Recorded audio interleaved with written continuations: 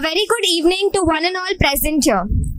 The journey from NEET UG to NEET PG is definitely a roller coaster.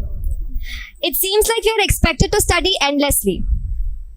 And so, to help you through this journey and the preparation of the big entrance that is awaiting us, the Larynx and Academic Department Gymkhana, State GS Medical College, presents to you रणनीति 2.0.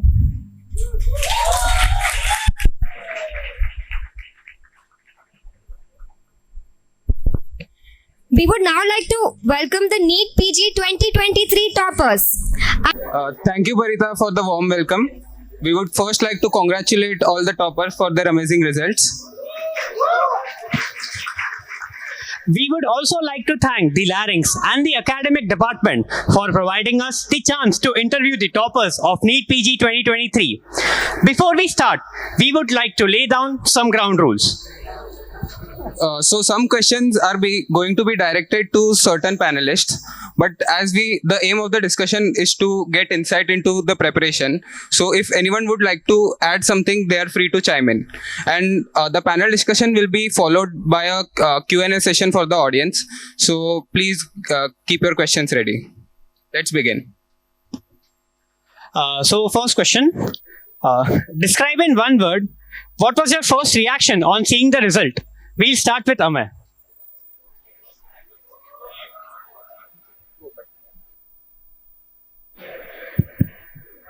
I think it was a pleasant surprise.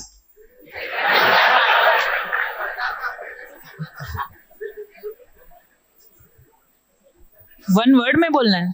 Unreal. Shocking.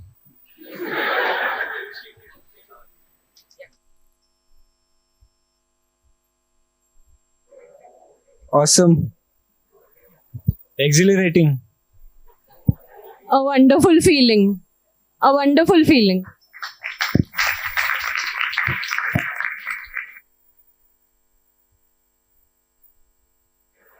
Zui, I would like to know, when did you start preparing for NEET PG and how many revisions did you target? So, first of all, before entering internship, already in my lockdown ka third minor ka year, I had finished majority of lecture watching and whatever notes writing I had to do. Some subjects which were remaining, I did them in final year, but in bits and pieces. In final year, I mainly focused on studying for my university exams. And in internship, I only made it a point that you only have time to do like notes reading. So there's no time to watch lectures and any videos. If you all have any ideas in your mind कि हाँ मेरा ये बचा है वो बचा है मैं videos देख के अभी internship year में करने वाला हूँ, that is not going to be possible. You can borrow notes from your friends or you can get like PDFs or whatever, but it's not possible to watch videos in your internship year. And revision, I was told by my brother and my seniors कि at least 3 revisions करने चाहिए. But we had very little time because final year late खत्म हुआ and NEET was still on time. So we had only I think about 9 to 10 months. पूरा एक साल भी नहीं था. So I was aiming for 2 revisions, but in the end I could only do 1. But I made sure that everything I read was so solid that I will not feel underconfident with even less number of revisions done. Yeah.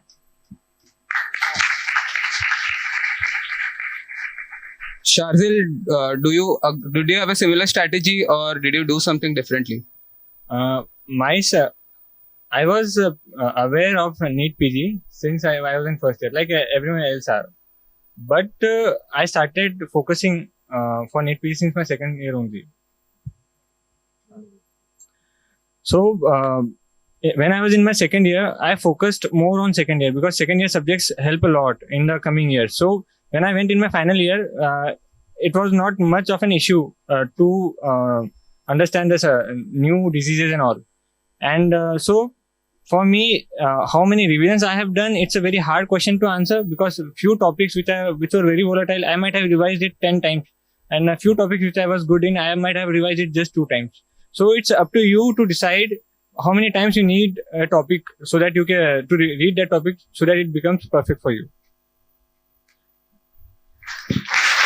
I want to add one more thing. So there is a tendency that we tend to think कि medicine, surgery, OBGY, the major subjects, they require the most amount of time and you need to do them first and get them out of your way so that बाद में tension नहीं रहेगा कि बड़े-बड़े subject बचे हैं. This is a common misconception because I personally did not do medicine at all. I didn't have any notes. I did not read any medicine separately. But I got advice from my seniors. I spoke to Manarth, who was my immediate senior, who had done really well in NEET before me. I spoke to him and he told me to start with preclinical subjects first. Your second year subjects like patho, pharmac, micro, and biochemistry. I personally did these 4 first, and you have to, if you do these really well and really solid, your medicine is good to go. बाकी सब subjects में ये आता रहेगा and they are all interconnected. So make sure you do the preclinical subjects before you jump into the major subjects. Yeah. So next question. With so many resources at your disposal, how did you narrow down to which ones to use and why? This question is for everyone, starting with Grishma. So basically, I did DAMS notes for most of the subjects. OBGY surgery or ENT I did from Marrow. And for MCQs, purely Marrow I did because उसमें नीचे का explanation जो होता है, it is very nice. It is the topic is given concisely, so you can revise the topic is only revised if you read the question. And for SWTs and GTs also I referred Marrow only. Notes, DAMs are best because it is very crisp and concise. I feel Marrow के they are very lengthy, so revision में बहुत problem हो जाती है. That is why you should keep narrowing down your notes till the very last. That's it.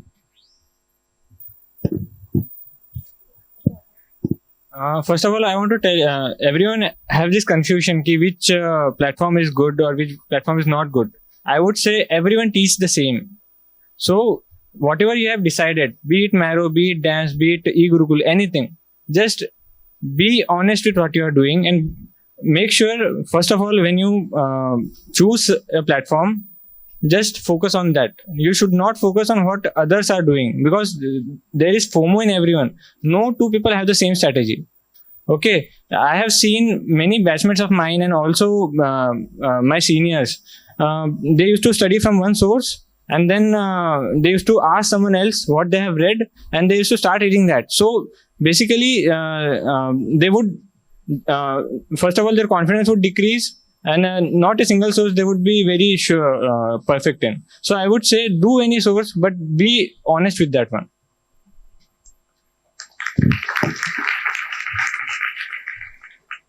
Oh, for like people who are going to join with internship, I would just like to say that whatever you have done till now, like whatever source you have read, be it Marrow or DAMS, just focus on that. Right now, starting a new source is going to be like the most difficult thing to do, and I would not really recommend it. For people who are going to start with final year subjects, like right now, I would say focus on the final year subjects along with the short subjects very well right now. No, don't go back to the first and second and the third year subjects. Don't, really take pressure about that.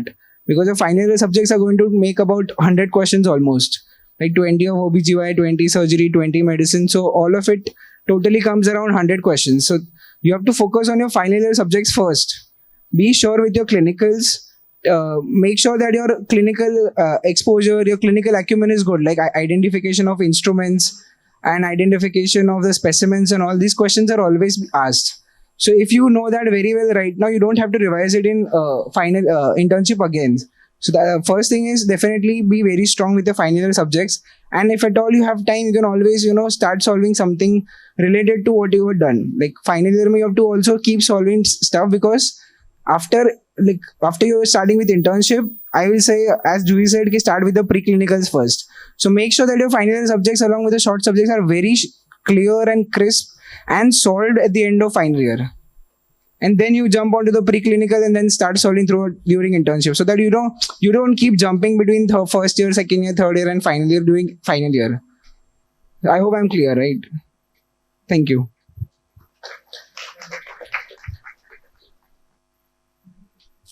Personally, I had used DAMS as the source for my notes for almost all the subjects except OBGY. surgery, pediatrics, and marrow.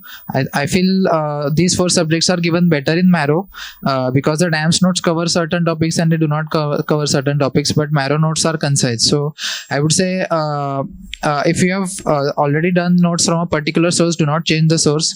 But if you have not done a particular subject during your MBBS and you are doing it for the first time during your internship, then other than these 4 subjects, I would recommend DAMS notes. For these 4 subjects, I would recommend that marrow notes are better.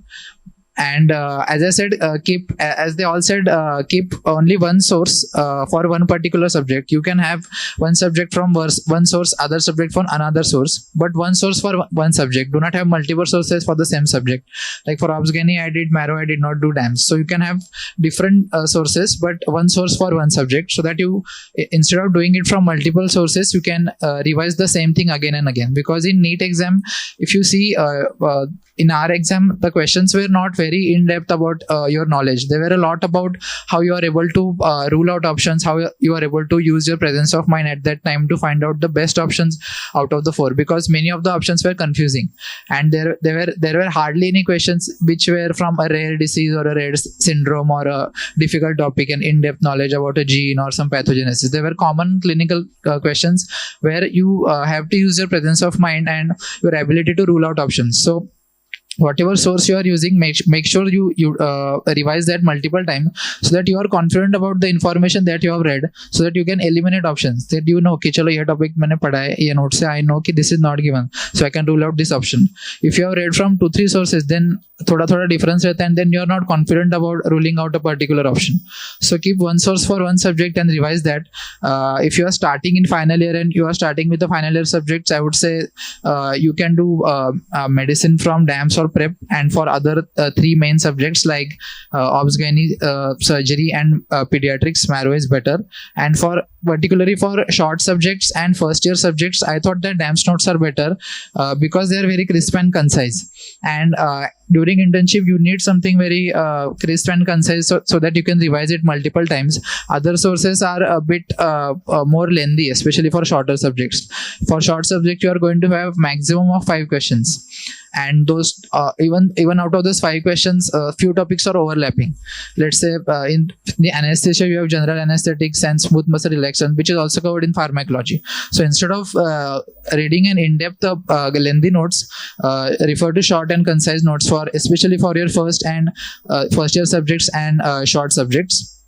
And yes, whatever source you have done, if you already done from a particular source, then do not think about changing the source. Continue with the same source, and during final year, try to solve questions of final year topics, so that during your internship, you can focus more on the first, second year and the short subjects. One second. Can you please repeat what 4 subjects did you say to do from marrow? Yeah, so OBGY, surgery, pediatrics, and ENT. Thank you. Yeah, and one more thing I would like to say that let's say at the end during your internship, you don't have time to read a particular subject. Let's say you have not read systemic pathology, or you have read from some other source, and now that source is very big and you cannot concise. So for that, I felt that marrow revision notes were good for certain subjects. Like for systemic pathology, initially I had done for DAMS, but then I realized it was very less, and then I had no time to read another big source. So I did it only from marrow revision notes. So during your internship, if you feel that a particular subject you have left behind, you have not done it, then simply you can just go through the marrow revision videos and marrow revision notes. They are hardly majority of the subjects are under 200 pages, so it is quite doable. So that is one thing that you can do for a subject that you have not done and you do not have enough time to do it in total depth. So even I had done OBGY, ENT, and pharmac I did from marrow. Pharmac I would suggest don't do from marrow because it is very lengthy. I did not have my DAMS notes in place because I did not attend tabhi, so isliye I referred to marrow. But yeah, so as the trend, like as everybody has said, DAMS notes are slightly superior, not because, so some people think that uska content kam hai, कुछ information कम है. Like there's a lot of factual stuff which you will find in marrow notes which is not there in DAMS, and people look at this and they tend to think कि marrow is better. But once you come into internship and then once you start revising the notes, you realize that your priority is not the quantity of information that you're getting. Your priority is how quickly you can get through as much info as possible. So DAMS mein it is obviously much better because it's very concise, and if you're doing if you've done from DAMS, so you will easily manage to read the notes during your internship year. Not to say कि marrow से किया है तो नहीं कर पाओगे. If you have done from marrow so far, you have to stick to that source. This advice you'll find from everybody, and it is the most important single piece of advice which you'll get. Stick to one source.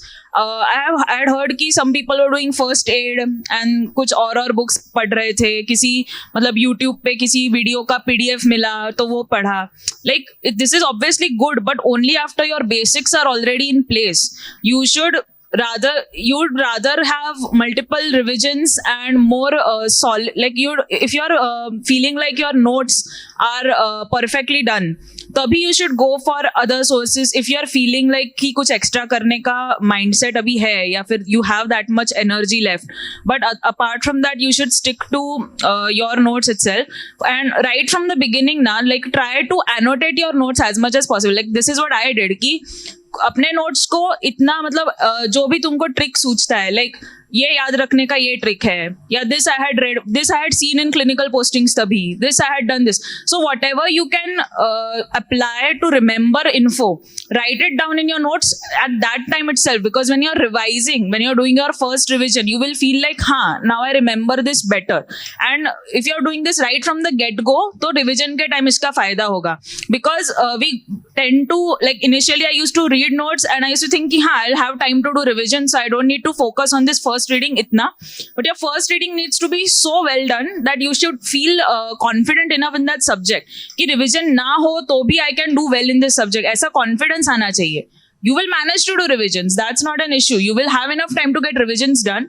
But you should create your own little tricks, not just mnemonics. Mnemonics याद रखना भी एक अलग task है.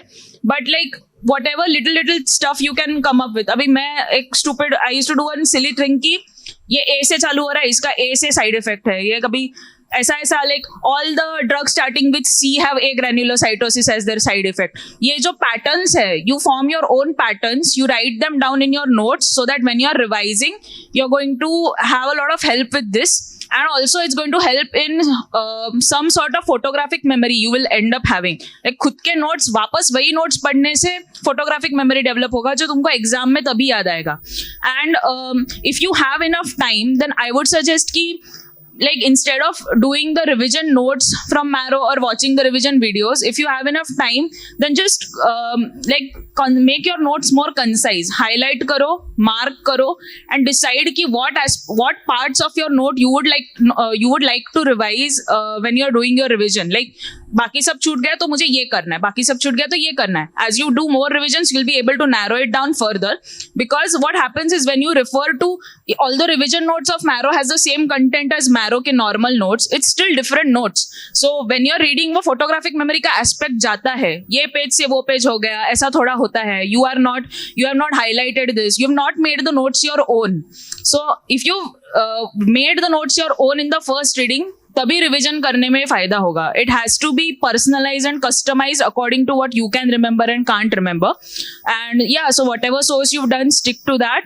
DAMS is more concise. If like there are students who have probably not started watching video lectures yet and are thinking of what platform to choose, I would suggest you go with DAMS. And some subjects in Marrow, as Grishma said, even I used Marrow solely for MCQs and tests, or solely only because the app ka user interface is much better than DAMS or any other app out there. Yeah, that's it.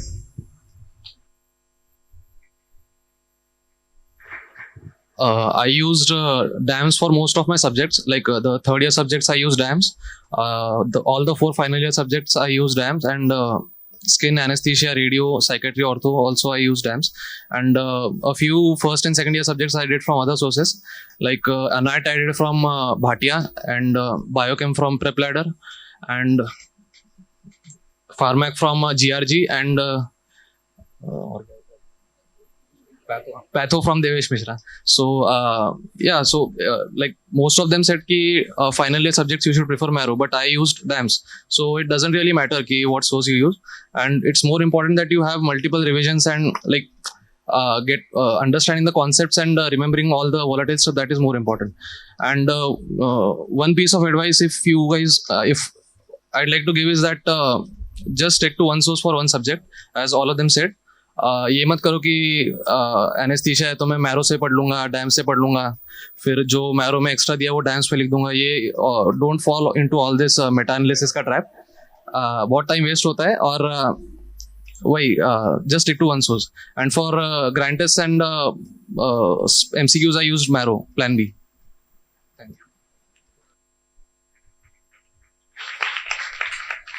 To add on to this question, did you guys prefer your own handwritten notes or would you prefer printed notes?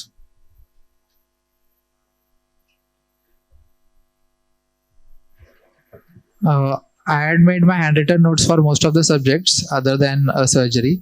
I think it is a personal choice, but I think handwritten notes help in the fact that they help in quick revision, and also you feel very familiar to your own handwriting, so it becomes easier for you to read. And as Zui very well said, that it becomes easier to annotate them, and the photographic memory really helps. So I think if you have got enough amount of time and can take out handwritten notes, then you can surely do it. But I would say that for obs gynae and surgery in Marrow, it is really vast. Like it is very difficult to take out handwritten notes. So for a very vast subject like say obs gynae and surgery, if you're doing it from Marrow, then even printed notes are good. I did surgery and Marrow from printed notes. Other subject had taken down handwritten notes. So depending upon the time available, if you have got time, then obviously handwritten notes are better than printed notes. But if there is time constraint, then you can prefer printed notes. But yes, as we very well said, that highlight them, annotate them, so that you feel very familiar to it when you read the second time. You should not feel that again you are reading it from the first time, because with subsequent revisions, the time required to revise the subject should decrease, so that you can revise all the subjects within the last 40-45 days. So if you have got time, handwritten notes, otherwise printed notes, make sure you highlight and annotate them.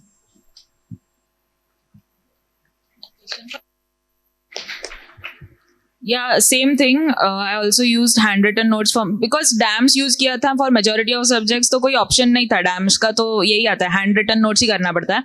Marrow में I used printed notes for Pharmac, but I did not like it because it felt very incomplete to use I directly used the notes. I did not have time to watch the videos, so I directly used printed notes, but it did not feel right.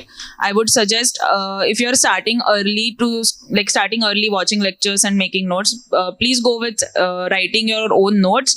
Even Marrow mein obs gynae I watched, as Amay said, it is very obs gynae was very extensive, so it took quite a lot of time for me to write. And har baar kuch na kuch, matlab by the time you're in third minor, by the time you're done, by the time you're giving the exam, 100 new updates honge. But if I personally feel like handwritten notes the, तो I could remember कि हाँ ये उधर लिखा था, उसमें अभी update add करना है, मैंने उधर लिखा था. So instead of sitting and going through the entire PDF again and finding where the thing was, उससे अच्छा I felt like हाँ PDF तो कुछ लोग printed notes भी use करते होंगे. So printed notes are fine for very extensive subjects, but as much as possible do your handwritten notes, because you are drawing diagrams also, you are making flowcharts also. ऐसा practice तुमको बैठ के revision के time करने में बहुत time लग जाएगा, which if you are doing your own handwritten notes, तो you are passively you are getting all this info and you're practicing all this stuff which you otherwise would have to do separately while revising. So yeah, try to make handwritten notes as much as possible. I would like to add just one point which others have missed. Prepare yourself for the last 1 month. In the entire phase of your preparation, mark the topics which you are consistently making wrong, which you are missing out, and the topics which are important, and the questions from the topics which are asked in different ways, like steroid synthesis pathway, like heme synthesis. Questions frequently come from this topic, and no one actually remembers. It's not even me. So I would say कि mark topics while reading which you can revise in the last 1 month, so that the knowledge is fresh and you can actually mark well in exam.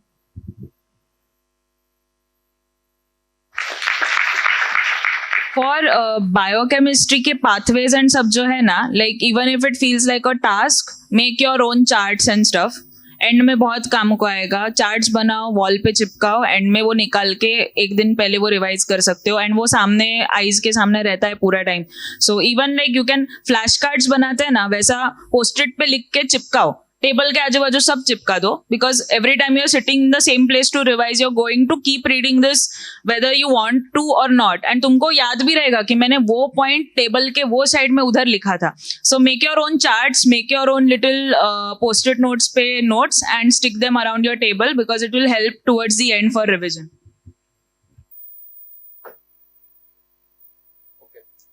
Amay and Manav, you guys are considered veterans when it comes to quizzing.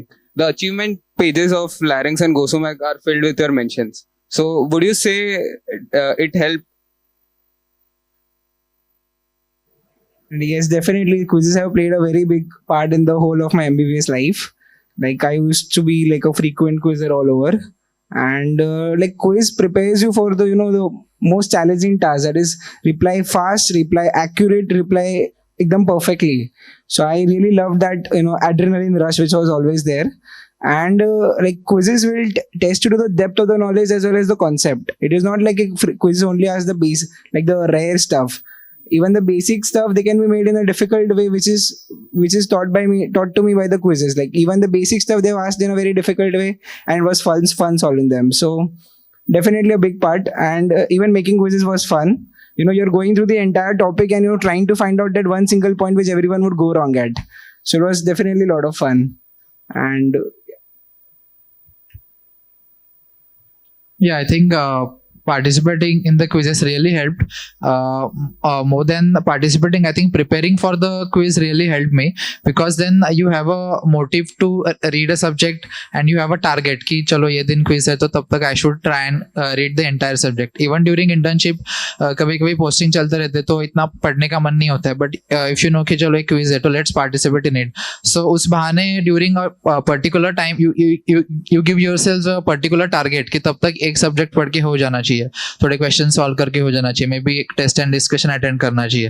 तो that gives you a target, that gives you a motive to read. So in the process automatically काफी subjects cover हो जाते हैं.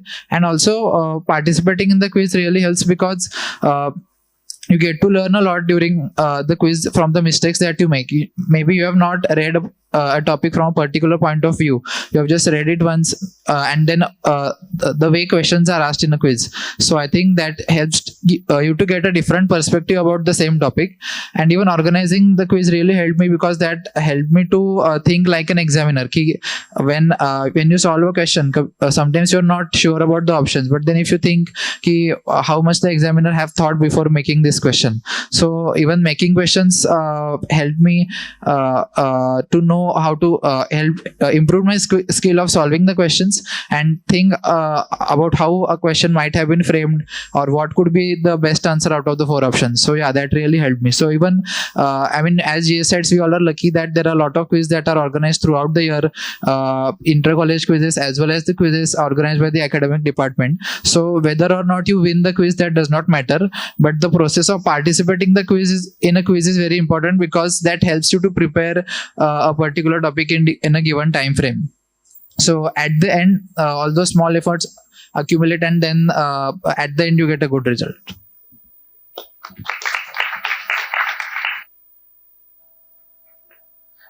Grishma, can you please tell us what difficulties did you encounter during your preparation and how did you tackle them?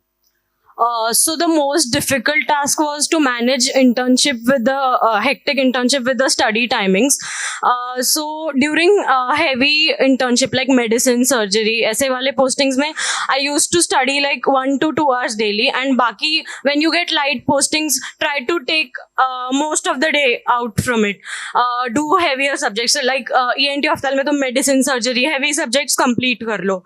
And also another difficult thing was to manage mental breakdowns, क्योंकि GTs में when you start giving GTs it happens that come score आता है. Start में there will be a basal score which will be not expected कि इतना नहीं आना चाहिए था, and then there comes a stagnancy कि तुम्हारा score improve ही नहीं हो रहा है. This happened with me. That is why I'm saying कि you have to manage mental breakdowns very well. Uske liye you have to speak with people who cheer you up. Like tell your family, ask your family ki hoga kya mujhse aisa, and they give you hope. So that is why be like, don't be anxious on the day of exam. Also, this one point I wanted to say you have to be use your presence of mind on the day of exam very well, because मेरे बाकी दोस्तों ने भी बहुत ज़्यादा पढ़ा था मेरे जितना, but then they were saying कि मेरा एग्जाम में डूम टाइप का फीलिंग आ गया. That shouldn't happen. You have to be very calm. तो ऐसे last 7 days में it should happen कि तुम्हारे 19 subjects पूरे prepare हो जाए, revise हो जाए, so that you are confident about the factual topics which you want to revise. And also one day before the exam थोड़ा chill out करो, तो ताकि उस दिन it is important, पूरा साल का मेहनत ऐसे waste नहीं होना चाहिए last day पे. तो that is a very important thing. Yeah.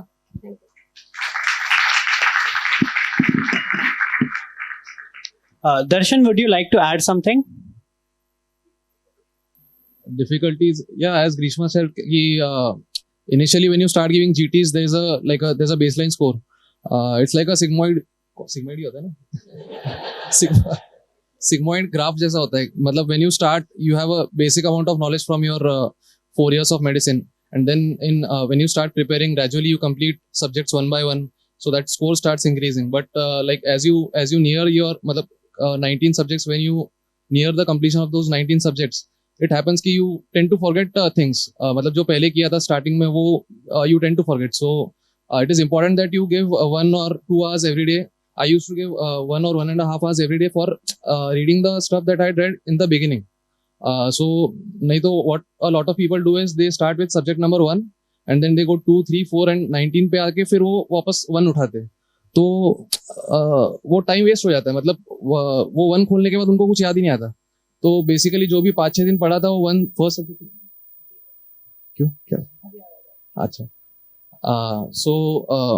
तो 1 फर्स्ट सब्जेक्ट वो भूल ही जाते. तो it is important that you give 1 or 2 hours every day for reading the subjects that you have read in the beginning, and yeah, that's it. Also, I would like to add कि don't take GTs as a test. You see it as an opportunity that you're going to get 200 new points every time you're solving a GT. तो हर time ऐसे score के पीछे मत भागो, rank के पीछे मत भागो. रैंक तो देखो ही मत पहले, मतलब पहले 5-6 GT बिल्कुल भी ऐसे नहीं अच्छा आएगा. मेरा it was like 6-7 के आता था पहले, then it improved धीरे धीरे. So it is a long process. It will happen. That is why. बाद में look at the number of questions rather than on the rank. That's what I'm saying. पहले 120 आया, फिर 140 correct आया, फिर ऐसे. So that is why. Concentrate on the number of right questions you're doing rather than the rank. That's what I want to say. I would like to emphasize the point which she had picked up. Use question banks and test as a learning tool rather than an analysis tool. Most of the people, even me in my initial days, I used to use it as an analysis tool. But no, it's a learning tool, because most of my preparation, even my revisions, it happened from the question banks. So most of the people, they say कि 60% questions ही बराबर आ रहे, 40% ही बराबर आ रहे, तो क्या फायदा, इससे low feel होता है. No, they are giving you an opportunity to identify your mistakes and correct it, because question banks help you to fill the gaps in the knowledge which notes weren't able to do. So use it as a learning tool.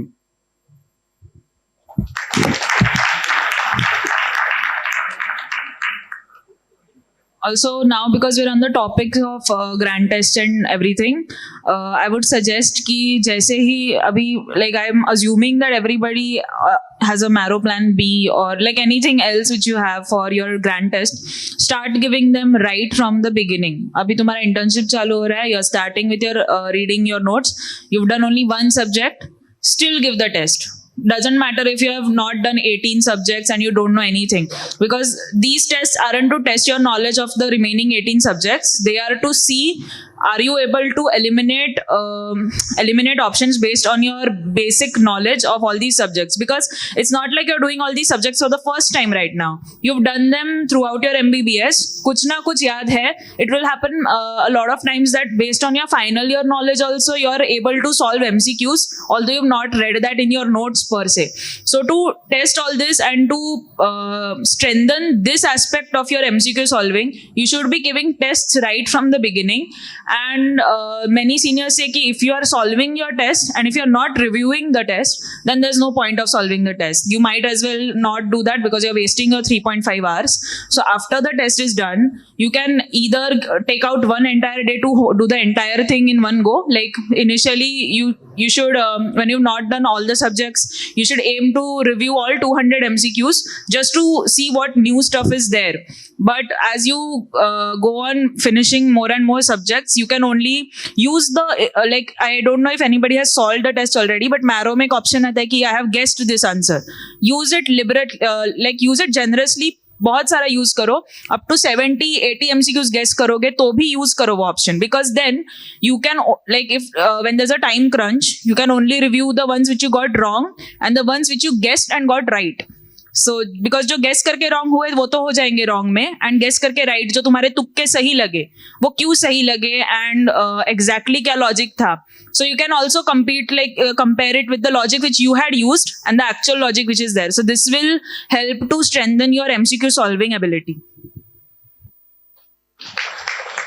One more thing I would like to add to is okay, whenever you start solving GTs, after you're done with a number of GTs, you can actually try different sources of grant tests as well.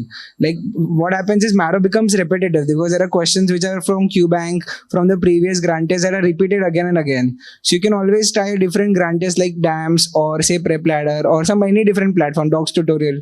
So basically you'll get another perspective towards the exam. Like the platform is different.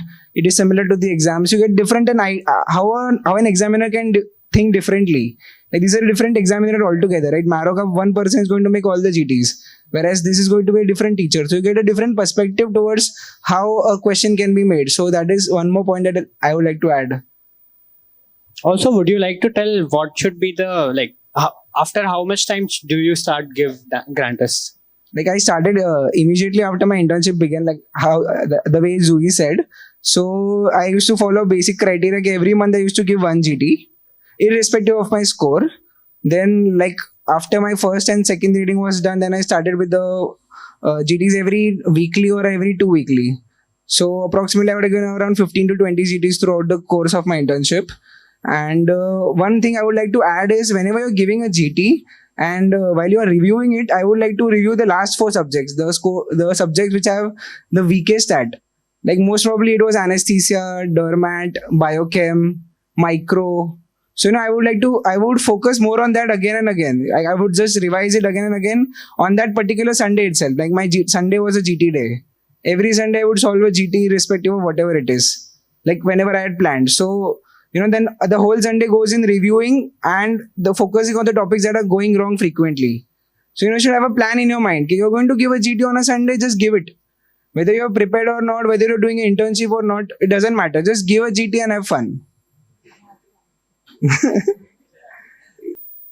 One motivating point for your studies is your score in NEET will be much higher than what you score regularly. Even my score was 10 marks higher than the highest score I had scored in a Marrow test. So yeah, scores, use it for learning only. As all of them said, start giving GT early. Personally, I started giving GT after I had read the first and second year subjects because I feel that when you give a GT and then you are reviewing the answers, if you haven't read a subject like from first, second year or third year, which you have read 3-4 years back, then sometimes you may not understand the explanation well. You may not get what exactly they are trying to teach you in the explanation. So I think subjects like first second year subjects or certain subjects from third year, that there has been a very long time since when you have read that, I think you can start giving GT after you have completed those 7-8 subjects, because then reviewing GT becomes more fruitful, because then you understand a particular explanation better rather than reading it for the first time. You have read it from the notes, you have forgotten, but then when you're again reviewing it in GT, then it makes more sense than just reviewing it for the first time. So I would say start GT early. Even if you have not revised your final year subjects, it is okay, because you have just read them. You have the basic knowledge. You have passed final year, third minor. That means you have the basic knowledge of those subjects. So you are not going blank into a GT. Start GT early. I would say after reading the first and second year subjects, then it would be more fruitful. I started GT after I had completed 7, 8 or 8, 9 subjects, and then I started giving them every 15 days. And during the last 2 months, I gave every weekly one grand test. So you can keep every Sunday for a grand test, and like you can give the test in the morning, and the rest of the day after taking a break, you can review it. And I had also made a notebook for the grand test. So what I had done was from the first grand test itself, in the grand test, whatever I found that was new, extra, or I say a particular topic I've read from notes, but in that it was just given in a paragraph form out that particular topic, but the explanation had a flowchart kind of an approach for that particular topic, especially the clinical scenarios in surgery, obs, gynae. So whatever points I used to get during the while reading the explanation bit were worth noting down, I had noted down in a separate notebook. So that really helped me to revise the high yielding points, the topic that had gone wrong during the GTs, the topic that I found new during the review of a GT. So that helped me to revise them quickly within 4 or 5 hours during my last during the last 7 days of my preparation. Initially, when you start giving the GT, then maybe you have to note down a lot of things. So don't get bogged down by that, because after giving 4 or 5 GTs, whatever you are going to note down in that notebook is going to go on reducing, and then in the last 1 or 2 months you are only going to note down maybe 3-4 pages out of the entire 200 questions that you have read, because then the topics go on repeating. You know few topics, you know that I do not need to write this down. So I think taking the important worthwhile points from the explanation and noting them down helps you to concise your preparation during the last 7 days. And I think GTs helped me in a way that I was continuing my first and second reading, and simultaneously I was giving the GT. So one topic I was reading 2 times, even though I was actually reading the notes once, because those topics were again coming in the explanations. So GTs are very useful in simultaneously revising the topics. So you don't feel like you are giving a test and you are only solving the questions. It is also helping you in a parallel revision of the same topics again. So that helps to reduces the time of your second and third revision as well. So I think giving GTs early and making a notebook for the mistakes and the newer points is something that can really help you.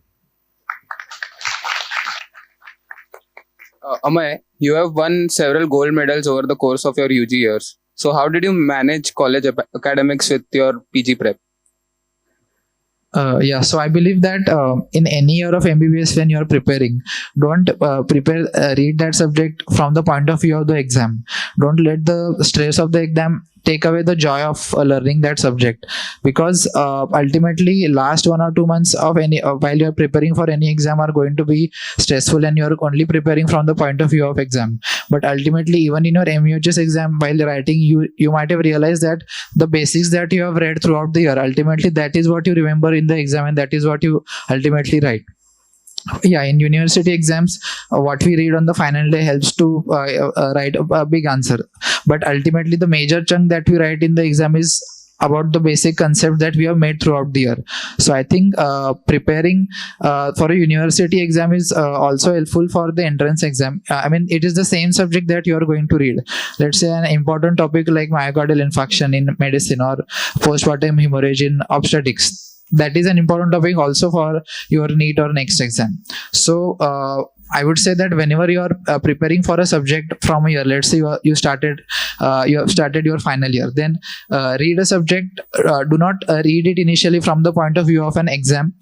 Prepare it, learn it, enjoy your learning.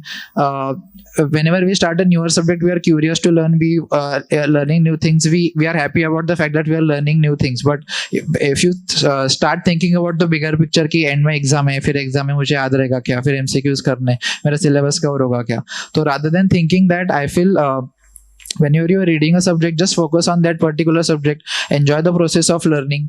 Let's say you have clinical postings in obs gynae, start doing the lectures of obs gynae, start going through the notes. Whatever you learn in the clinical posting, make notes of that. So enjoy the learning process. And during the last 2.5 to 3 months before the university exams, you can do a focused preparation for the university exams. And you can take a list of all the previous year topics and read that. And I would say that the marks of university exams do not matter as such, but the preparation that you do for university exams really helps, because all the topics which are long answer and short answer questions for a university exams, 80 to 90% of them are also important topics for your entrance exam. So whenever you are preparing for a university exam, make sure that you do that topic very well. You know that topic in and out, so that whenever you are doing a focused preparation during your internship for an entrance exam, you know the basics very well. Then if you have done, let's say, medicine, surgery, obs gynae, pediatrics, surgery, the major subjects of final year, you have done well in your final year itself, then during internship you can focus on the things that you have to just memorize, on the previous year questions, on the frequently asked topic. Then you can do a more focused preparation. So I think throughout the year, when you are preparing, initially enjoy the learning process, do a subject thoroughly, don't think about the exam, start preparing for the university exam only 2.5 3 months before the exam, where you can take a list of all the previous years long and short answer questions and do them from the textbook and the notes, so that those topic, even though they ask in the entrance exams, you are confident about them. And during your internship, then you can do more focused preparation for the MCQ exams. So I think that would really help. People often say that reading standard books after second year is not very high yield. Nowadays, even in second year, standard books are not being preferred. Manav, what are your views on standard books, and did you read them like second year after that question? So yeah, I started my first year onwards, like I've started reading the standard books only, like BDC, Guyton Genong, and Biochemistry Satyanarayan. Second year, I have read Patho Robbins really well. Like I would recommend Robbins to everyone out here, like, because Robbins basically makes your medicine very easy, and at the same time helps you develop the clinical acumen as well. And like I would at least recommend you all to read the Robbins tables and go through the Robbins histopath diagrams. They are very, very important. Like if you're done with that, then almost half of the medicine is done. And for third year subjects, I have basically read the ENT standard book, that is Dhingra. And Ophthal also, there is no standard book, so just Soch. Khurana mat padho yaar. Park is very important, is Park. Like believe me or not, Park se sare questions aate hain. They basically take Park and make questions. All your PSM questions are from Park, whether trust me or not. And for final year subjects, if you have time, like I don't know if they really have time, but for the important topics, like something like cirrhosis or bone tumors, nephrology tumors, OBGYN ke basic topic like PPH and ovarian malignancies, you can go through the basic book, like standard textbooks, because they will help you understand and remember the topic better. That is what I feel. I have always read the standard textbook because it helps me remember better and understand the stuff, so that I don't have to learn it again and again. If I understand, I remember. I have like understood almost most of the subjects that way only, that I don't have to remember. There are only like 20% of the stuff that I remember. 80% is what I understand and I derive it during the exam. I don't actually have to remember stuff. I just understand, derive it and mark the option. So that's how I always worked. And but if you don't have time, it's always the notes that are going to help. That is okay. This is not hardcore. You can always take the more convenient route. And since the time is the factor, there is the lingering question of next going on. So definitely no standard books after second year. But second year tak, at least Robbins is what I'll recommend. For micro, I have only read Apurva Sastry, which was more than sufficient.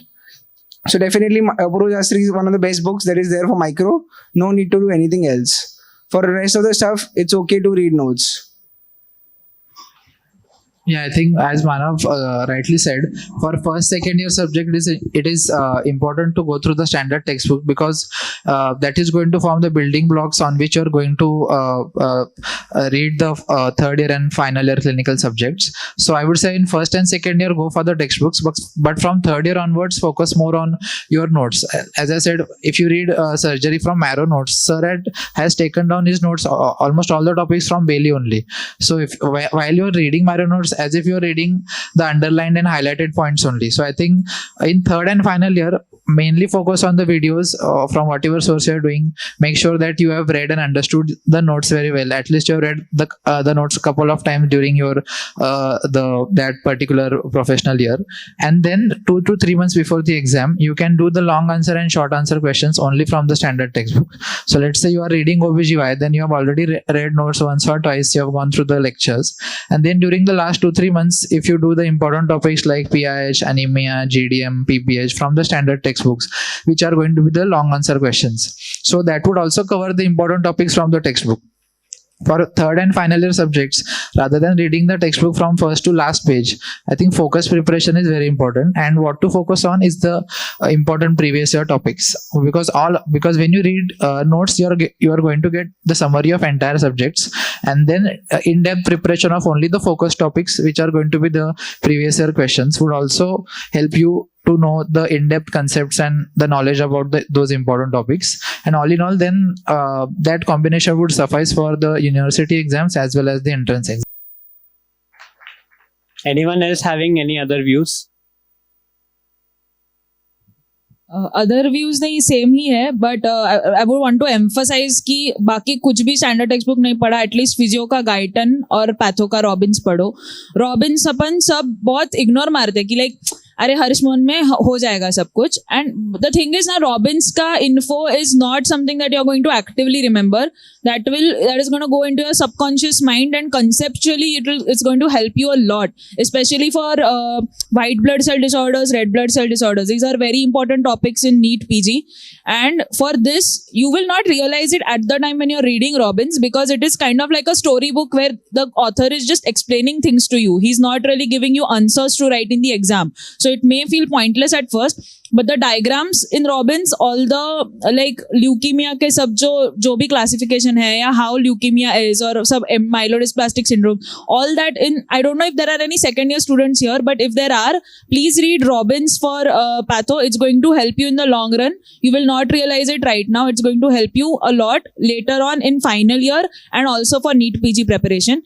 And if possible, please use KDT for Pharmac, because वो छोटा notes का notebook है, मुझे नाम नहीं याद आ रहा, but Shanbhag, use it for like general Pharmac, for because concepts अगर clear हो general Pharmac के तो ठीक है, but for others ना, for other topics use KDT as much as possible.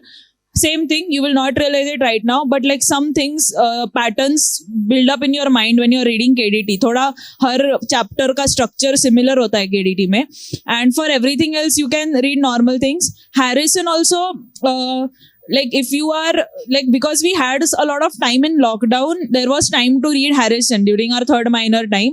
But if you have that love for medicine, and if you feel like ki not just for the answers but you want to read medicine for your knowledge, then you should definitely read some topics like Manav said कि कुछ important topics है. किसी ने अगर कुछ नया दिखने मिलता है rounds में, wards में, या during your clinical postings, please read that from Harrison. Again, it's not going to help you so much in your exams, but subconsciously it's going to make the concepts clear in your mind, and you won't realize it now, you will realize it much later.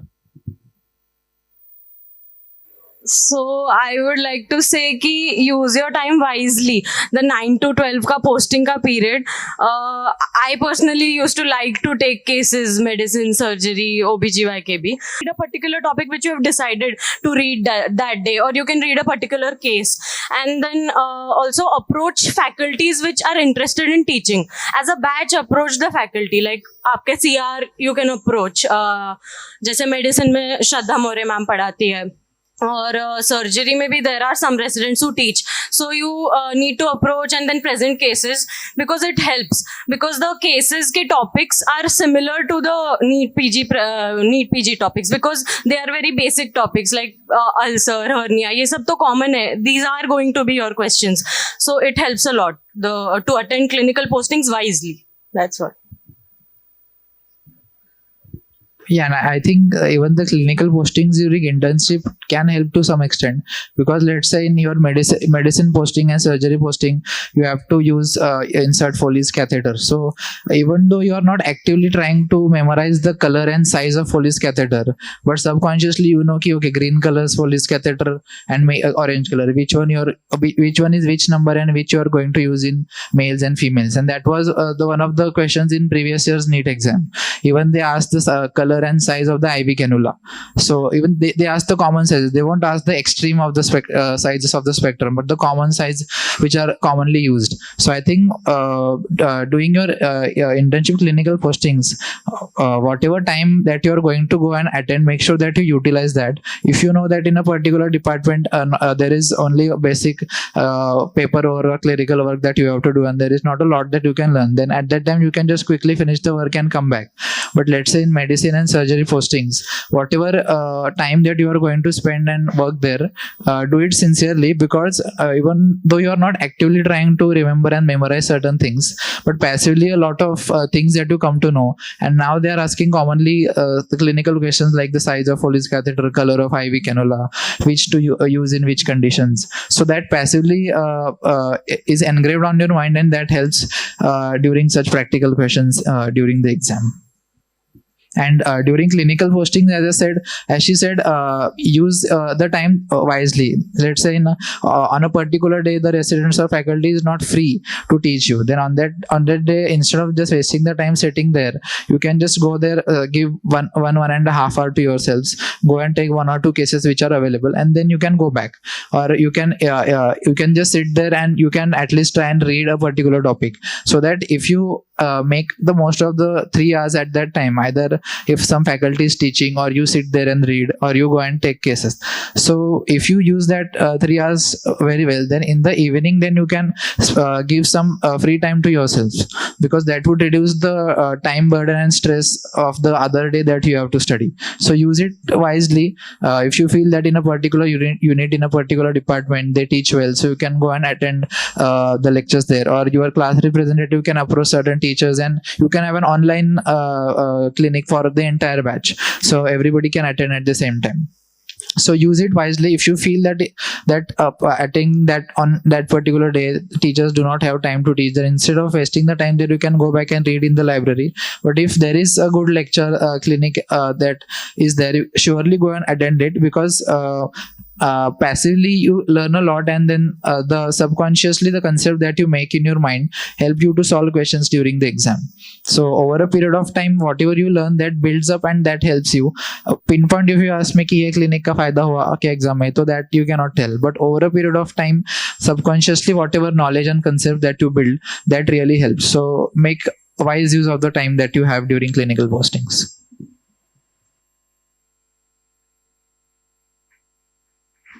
And if possible, in subjects like medicine, surgery and peds, instead of taking just cases and doing clinics, I made the mistake कि हम जाके सिर्फ case लेते थे and clinic के लिए रुकते थे.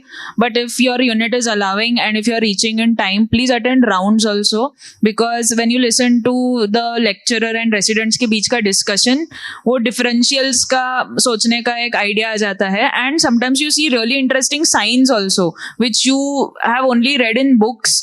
And in medicine especially, especially like when Shraddha ma'am is taking rounds, like it doesn't matter if you're what unit you're posted in, she will allow you to attend rounds if you ask her. And वो EMS में भी rounds लेती थी, मतलब हमारे final year के time emergency में rounds रहते थे श्रद्धा मैम के, तो many people used to go because you get to see a lot of interesting science, and once you see, you will remember forever, even if you don't read it again. And if you ask questions related to that at that moment itself, तो वो एकदम concrete हो जाता है mind में, so you won't ever forget it. So try attending rounds also. Also, like Zoe said कि science वगैरह देखने से it provides you an incentive कि पढ़ना और अच्छा लगने लगता है. So that is why it is a motivating factor. And don't take cases blindly. I would rather suggest कि प्रतीक पाटिल या कुंडू से read that case first, then go and take that case, so that time would be used up wisely. I think for NEET PG once is a Herculean task. So as someone who did it successfully on the second attempt, can you give us some perspective on what went through your head when you made that decision? This was my second attempt at NEET, and my internship attempt, I did not study much. I tried to, but I realized soon that it's not my cup of tea. The postings were too heavy, and I didn't think that I would be able to manage both and get a decent rank. And so as soon as internship ended, in the month of June, I was here only for my convo and all the internship completion stuff. So during that time, I researched what resources to use, and I planned out how I was going to go about the next 8 months. So and in July, I went back home and I planned it out really well. I calculated how many days were remaining and how many months I would like to give to the first reading, and then how many revisions. So in the end, I might not have stuck to all those plans, but yeah, good planning is what helped me a lot to crack it in this attempt.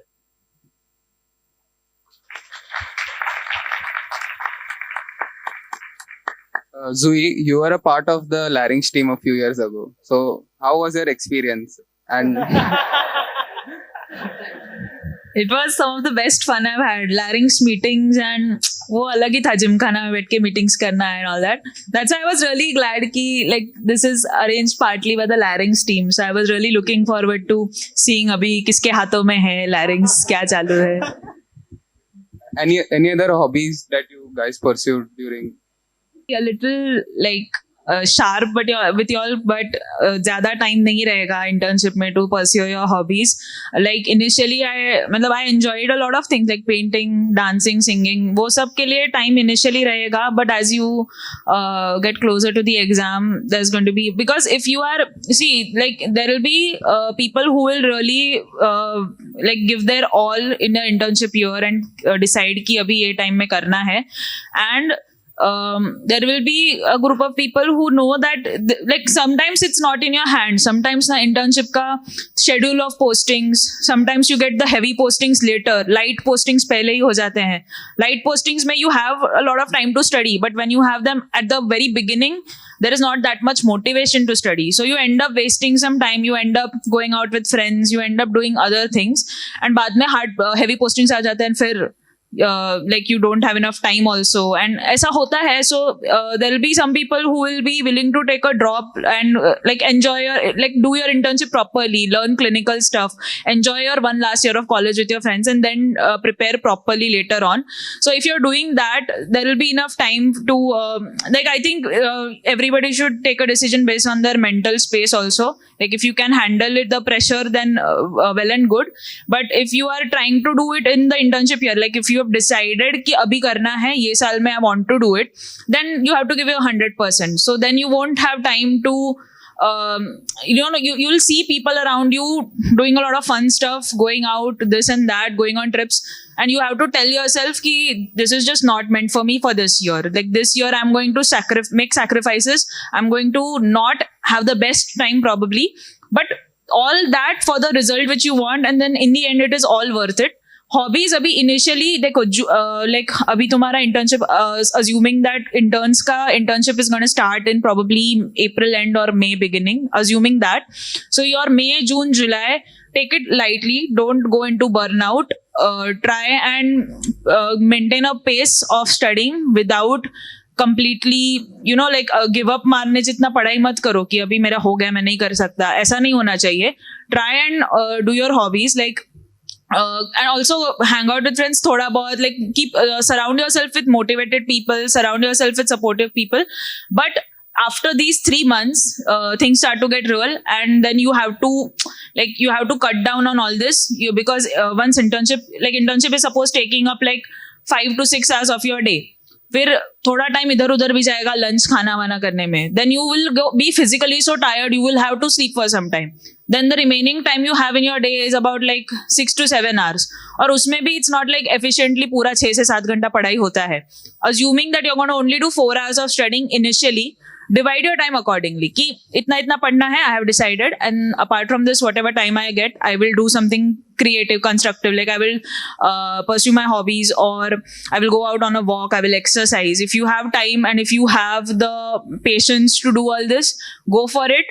But make it a point in your mind that maybe this year is not going to be as fun for you as for others, and try not to feel bad about it. There are going to be times you're going to curse at others कि यार मैंने ये decision क्यों लिया. Like I also want to enjoy because it's the last year you have with your friends in college, and it is very justified to feel like that.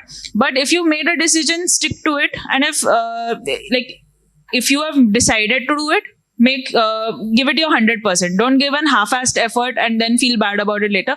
Just give your all, and result आने के बाद whatever months of internship you have left, you're going to enjoy like crazy. ऐसा मन में रखो, ये motivation रखो, and अभी manage your free time accordingly. And one key point to my performance in NEET was consistency. So many people study for 12-14 hours a day and then take a huge 2-3 day break because they are tired. That binges of study really doesn't help because you don't remember after a point of time. So focus more on learning. Go slow with yourself. Try to learn while you walk. Like चलते फिरते पढ़ने की आदत डालो. Internship में you might not get time always कि like तुम्हें एकदम लाइब्रेरी में बैठ के पढ़ने की आदत टाइम मिलेगा नहीं. कई बार हमें रुकना पड़ेगा इंटर्नशिप में. You have to, there is waiting time, so you can just open out some pearls of Marrow और few questions. So as Maro describes, make it your obsession. It's not an obsession for life. For a timing, make it your obsession. And that's how it starts getting into your head, and you won't you'd answer the question in exam and you would not even realize कि answer मुझे कहाँ से आया, but it will come. Okay, so make this habit. It really helped me. Yes, utilize even 1 to 2 hours if you are getting, utilize them. These small efforts matter in the end. They accumulate. Subconscious memory में भी बहुत सारा जाता है. So yeah, ऐसा नहीं है कि पूरा थक गया हूँ मैं या थक गई हूँ तो आज नहीं, आज break. ऐसा नहीं होता है. One hour also if you study in the heavy posting, it matters a lot. And internship mein whenever you have like free posting, chill posting चल रहा है, you can always solve MCQs. That is what I really found helpful. MCQs फट हो जाते, you don't have to think about it कि solve कर, like read करना and all that. You just keep solving and solving. Your time will pass and a lot of MCQs are solved. So one thing which I found helpful was consistency in solving MCQs. Like I used to solve at least 20-30 questions every day, irrespective of whatever the posting is. Like every day I used to start my day with like 10 MCQs of Maro, and then whenever I used to have time here and there, I would just solve MCQs here and there. And every Sunday was definitely a GT, so there was always MCQs going on. While walking, sleeping, reading, you just solve MCQs and you'll be really good at it. Yeah, I feel if you make wise use of the time that you have, then you can find some time for yourselves every day. As Manav said that during internship in certain postings, there is no work, but they asked you to just come and sit there for 1.5 hours. That if there is some work, then they will call you. You have to just sit there. So during such time, if you utilize those 1.5 hours, then you can take time out for yourself in the evening for 1.5 hours. Then you can go out with friends or give time to your hobby. copy. So I think using whatever time that you have wisely, as I said, during your posting, during your final year, or during your internship, during the daytime, then you will have some time in the evening for yourselves. And second thing that you can do is you can keep targets for yourselves, that let's say 4 days, 4-5 days, I'm going to try and complete a subject, read it or solve the MCQs, and then on the weekend I am to go out with my friends, or I will play a particular game. So I think keeping a reward helps you to study for those 4 days, and then whatever you have decided as a reward for yourself, that also acts as a stress buster, and then you get into that positive cycle of planning, completing what you had planned, and then rewarding yourselves and enjoying. So I think if you plan whatever time that you have, make wise use of the free time that you get during your postings or during your internship, then you can definitely find some time for yourselves. And some break is needed, that you study for a week, then you need a break for at least 2 to 3 hours where you can do whatever you like, go out for a movie or go out with your friends, play cricket.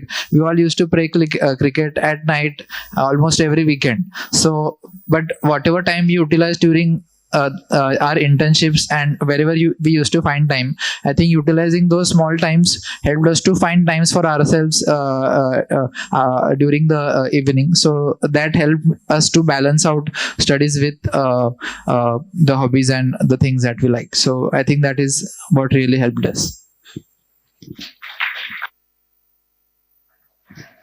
Just one more thing, because the topic has come up.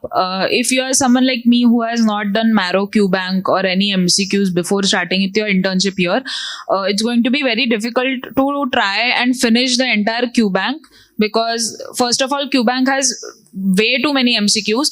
Not all of them are very high yield, because exam mein in the end you are going to like जैसा university में करता है, थोड़ा PYQs पे stress रहता है, like PYQs पे ज्यादा एम्फेसिस रहता है.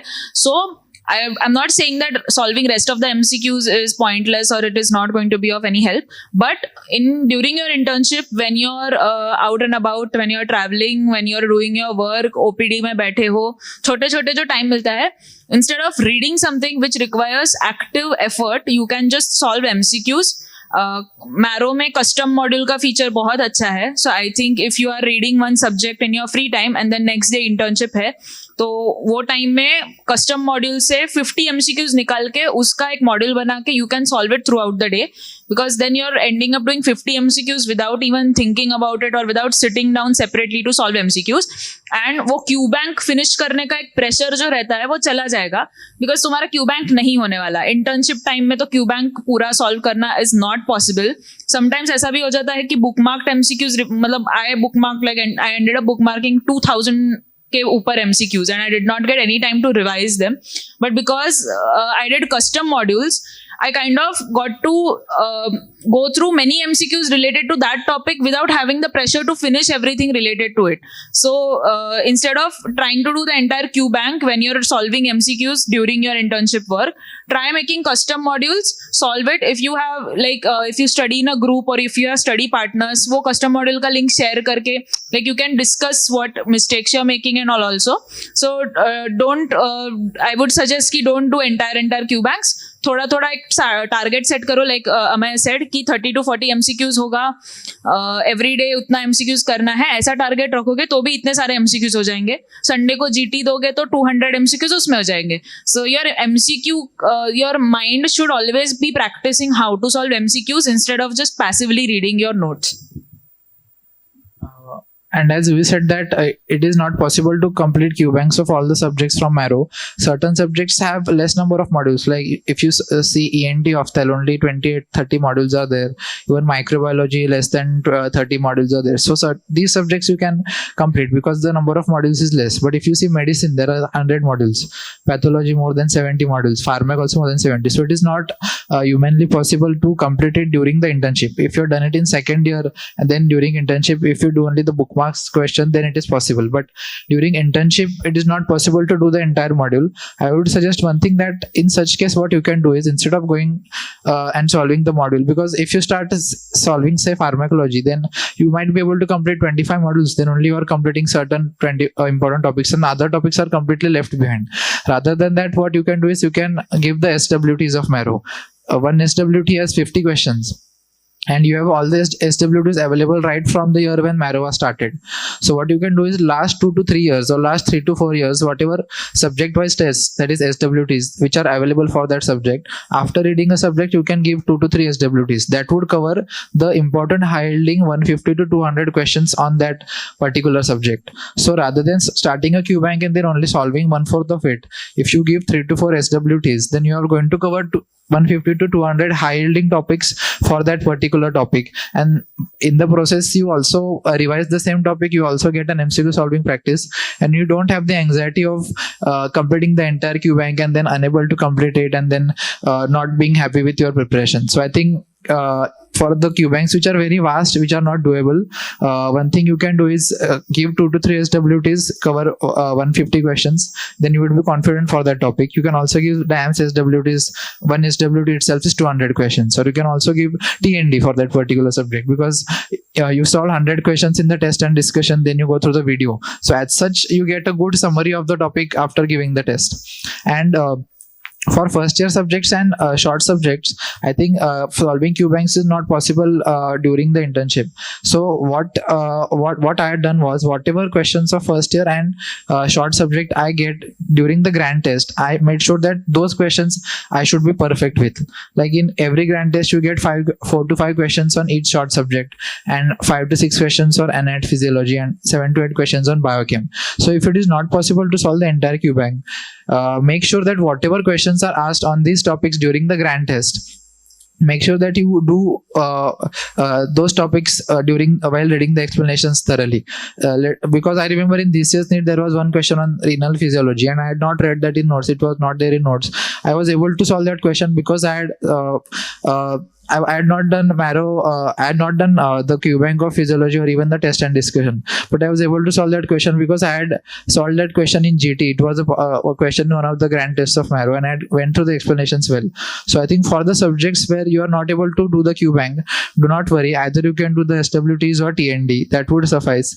Or and especially for the short subject and first year subjects, doing the entire Q bank is not possible, and it is not that high yielding as well. So better than that, what you can do is, whatever questions come in grand test, make sure that if that question on that particular topic comes again, then you are not going to get that wrong. Because over a period, if you give, let's say 14-15 grand test, then automatically you are going to cover 75 important questions of anesthesia, 75 important questions of orthopedics. So don't miss out on whatever questions have been asked in the grand test, especially for the short and the first year subjects. And guys, for you who are still wondering, SWT is the subject wise test. And yeah, so there are a few topics which I would like to say कि जैसे orthopedics है, dermat है, and psychiatry है, those का Q banks are like pretty difficult and out of the notes part. So you don't have to really worry about that. You don't have to start reading everything in detail like rare MCQs, and you don't have to go behind them and start remembering them. That is like very low yield. So how you can find out the high yield stuff is the PYQs. So what I used to do is after I've done a subject, I would do the PYQs immediately. So I would get an idea if I have left a certain important topic, rather than a Q bank which is giving me all the topics, I would focus more on the PYQs which are frequently asked. These are almost had more than 20 direct previous year's questions straight away with all the options same. So PYQs are very, very high yield, and more important are the PYQ topics. So if you have done the topics well, if you're getting the PYQ questions correct, means you have done a very good job while you're reading and solving. So that is how you can analyze whether you have done a subject properly or not. If you're getting all the PYQ questions pretty well, you've done a fairly decent job. And for subjects which are very difficult in Marrow Q bank, as I said, just take them as points. And like if you don't remember, it's okay, just get over them. Don't really have to worry about that.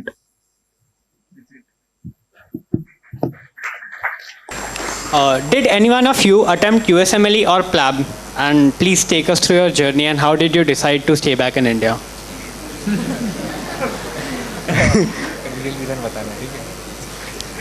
So yeah, I have given the USMLE step 1. I gave it during my third first, like after my second year was over. I prepared it for about 4 months, and then I gave my USMLE step 1. So yeah, the journey was really good. It really helped me in the long run. I won't say every one of you all have to give. I really enjoyed the process. Like the questions were good, clinical. So I used to understand from the question what the clinical presentation would be actually. So for as far as medicine is concerned, half of the medicine was done way before I started reading medicine. Because all the clinical questions, the whole thing was explained to me in a question, and then I had to, get to the diagnosis. So that really helped me, and like the process, and why I stayed here is because वहाँ पे it was like I would get not the best of the field at best of the university. So I just thought, why not stay at KM and take radiology here rather than going over there in some village and settling over there. So I just preferred to stay here, and I'll probably go there at some point of time in my life. So yeah, but USMLE as such, if you're a first year student, you can actually solve some MCQs at least. The process will at least help you. You don't have to worry कि कितना लंबा question है. Those लंबे questions will help you solve MCQs faster. Like even in quizzes and all, I used to read much faster than my peers because I had that practice. I just go through the questions and just pick up that important words. Like you must have seen कि last line पहले पढ़ने का for every question. Just read the last line, you will get half of the question.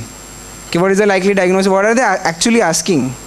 So that all those strategies you build while practicing those MCQs, it really, really helped me a lot.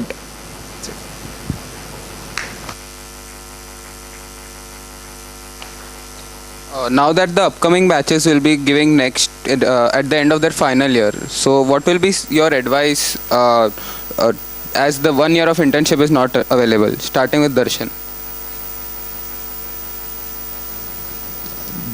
My advice would be to be thorough with the first and second year subjects in those years itself.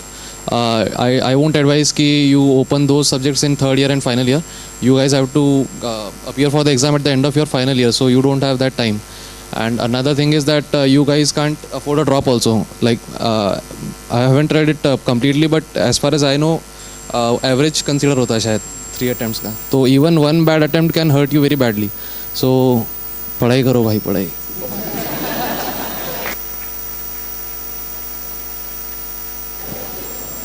Yeah, like Darshan said, I think you will have to right from the first year. अभी जो लोग already first year second year से निकल चुके हैं उनके लिए advice थोड़ा मतलब pointless है. But like if you are in first and second year, please read basic subjects very well and read standard textbooks also. It's going to help you conceptually. And think of it positively कि next में at least internship year में तुमको मर के ऐसे नहीं पढ़ना पड़ेगा. इंटर्नशिप में I think next part 2 internship के बाद है, and that is your clinical thing. That is a passing. Okay, so that's going to be more of a clinical thing, right? So I was like जब हमारे लिए doubt था कि next होने वाला है या नहीं, I was thinking about it this way कि next one will be happening directly after final year when your knowledge of everything is very fresh. Like final year तक तुम्हारा नॉलेज बड़े बड़े सब्जेक्ट्स का एंड सब रिलेटेड थिंग्स का बहुत fresh रहता है. Like you don't really like it's not a disadvantage कि तुमको इंटर्नशिप का 1 ईयर नहीं मिल रहा है पढ़ने, बिकॉज इंटर्नशिप के 1 ईयर में you are just revising what you have read throughout your MBBS के years. So next 1 and next 2 is this is going to be good for you, I think, to as a doctor is going to be nice, because I think सबने ही जो internship में NEET के लिए prepare करते हैं सब थोड़ा थोड़ा माफ मारते हैं, ठीक है? Like everybody is not making, even I have not made the best use possible of my internship experience. I have probably, like, I have not done some things which my peers have done. I have not learned how to put a central line. I have not learned how to do ICD tube insertion. So I think these are the things which I have missed out on. And as a doctor, to know all this would be much more beneficial to you. And because next 2 तुम्हारा internship के बाद है, anyways it is about clinical skills. You will get to do a good job at your internship. You will get to learn much more than we did, and you will get to do a better job in next 2. Next 1 की पढ़ाई सिर्फ तुम्हारे हाथों में है. Like he said, अभी पढ़ो, and don't think of it as a disadvantage, or don't think of it कि ये हमारे साथ ही क्यों हो रहा है. It can be a blessing in disguise. You never know. Keep a positive outlook and try to do whatever you can instead of focusing on what you cannot. अभी जाके first year second year subjects तुम अभी नहीं कर सकते. That is correct. Like you cannot redo everything which you have done till now. But trust yourself and believe in yourself कि अब तक जो किया है वो मेरे mind में है. And just look, मतलब आगे देख के पढ़ते रहो instead of regretting what you have not done. believe in whatever you have done, trust yourself and trust that knowledge and study आगे, and don't be disheartened thinking कि हमारे साथ ही next क्यों आ रहा है. Maybe it can be a blessing in disguise. It will make you better doctors probably. Yeah, for first and second year students, I would like to say that all of us started DAMS or Marrow, whatever, during our third minor, but taking into consideration that next would be at the end of final year, you can start with any coaching class from your second year itself, so that you are able to go to the lectures, take out notes and revise them during your final year. For all those who are in third minor and major, I would say that do not freak out because you have next, because ultimately the 6 papers are going to be from the third year and final year subjects. Even though there is some part of first and second year subject that is going to be asked, that is only clinically related points. They will not ask you pure anatomy questions that what are the 4 structures that pass through this foramen. They are not going to ask you a purely theoretical question like this. The question is more likely to be a clinically oriented question. Let's say you are reading orthopedics and you are going to read nerve injuries like radial nerve, ulnar nerve, and what are the clinical features and all. So that is also a part of anatomy that is automatically also going to get covered in your orthopedics if you do orthopedics well. So instead of thinking about what, if you have not done that well in your first and final year, then instead of thinking about what is left behind, I think it is important to think about what you can do in the time that you have. Luckily, in next, only clinical subjects are going to be predominantly asked, and only the relevant points from the first and second year subjects are going to be asked. So I think rather than thinking a lot about them, just focus on the subjects at hand. If you are in final year, make sure that you do the 4 main final year subjects properly, because they are going to have 4 papers: medicine, surgery, obs, gynae and pediatrics. They are going to form 420 questions out of the 540 questions, and you are going to do them now, so you are going to remember them fresh for the exam.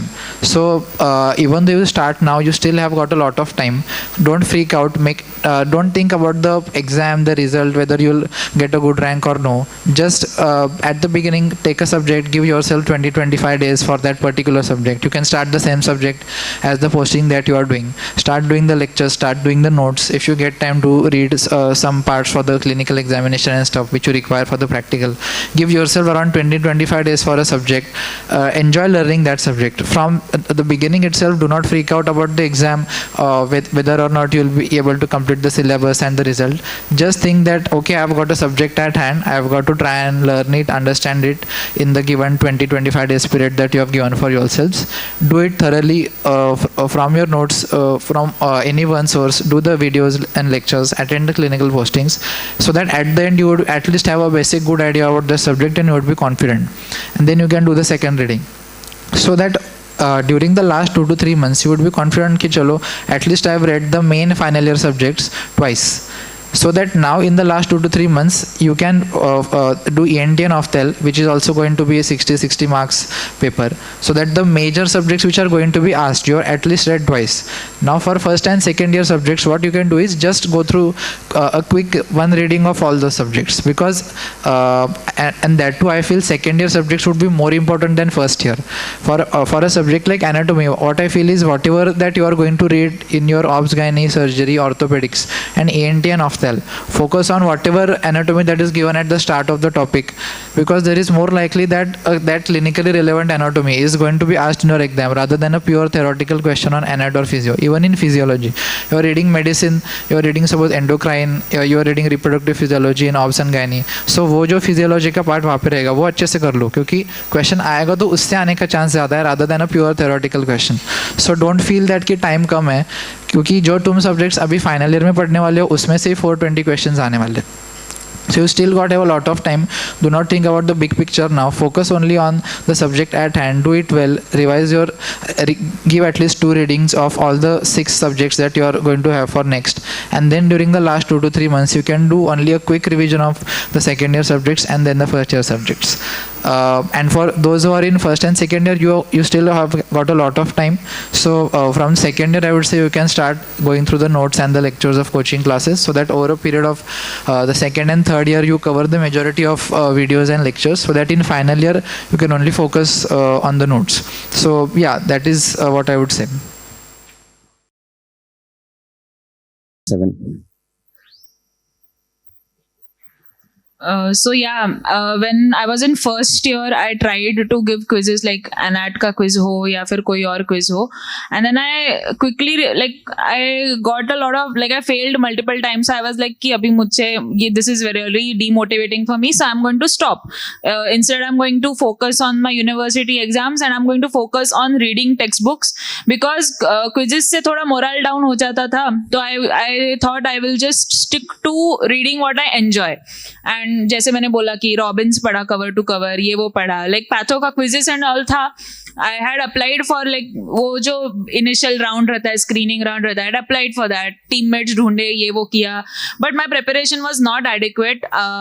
उसके लिए बहुत तगड़ा reading होना पड़ता है right from first year, and I think to some extent when you are slacking off that ends up accumulating because the knowledge is continuous in MBBS. ऐसा नहीं कि फर्स्ट ईयर का नॉलेज बाद में नहीं आता, सेकेंड ईयर का knowledge बाद में नहीं आता. It is all continuous and people read आगे के ईयर के सब्जेक्ट्स वो ईयर में भी.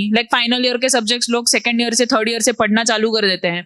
And I had not done all of this, so instead of beating myself up over it, I decided कि I am going to stop attempting quizzes and I am going to focus on just university exams. And third minor में focused on attending lectures and all. I have to be honest कि this rank was very unexpected for me. For everybody else sitting here, they are very brilliant and हमारे batch में सबको मालूम था कि ये लोग फोड़ने वाले. So मेरा खुद में it's like कि जब रैंक आया तो I did not believe it. बार बार चेक किया because I was not sure कि if this is real or not.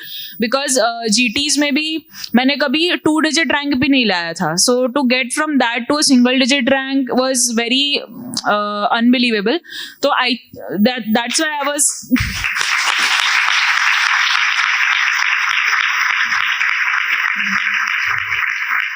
I think the thing which helped me a lot was I'm going to give very mundane answers because genuinely I think कि NEET PG exam is not some very very difficult thing to crack because अपने यूनिस जैसा है, थोड़ा PYQs पे focus रहता है, थोड़ा इधर उधर का आता है. वो इधर उधर का भी I don't have to chase because you stick to NEET UG में भी ऐसा होता था कि we used to stick to a certain source.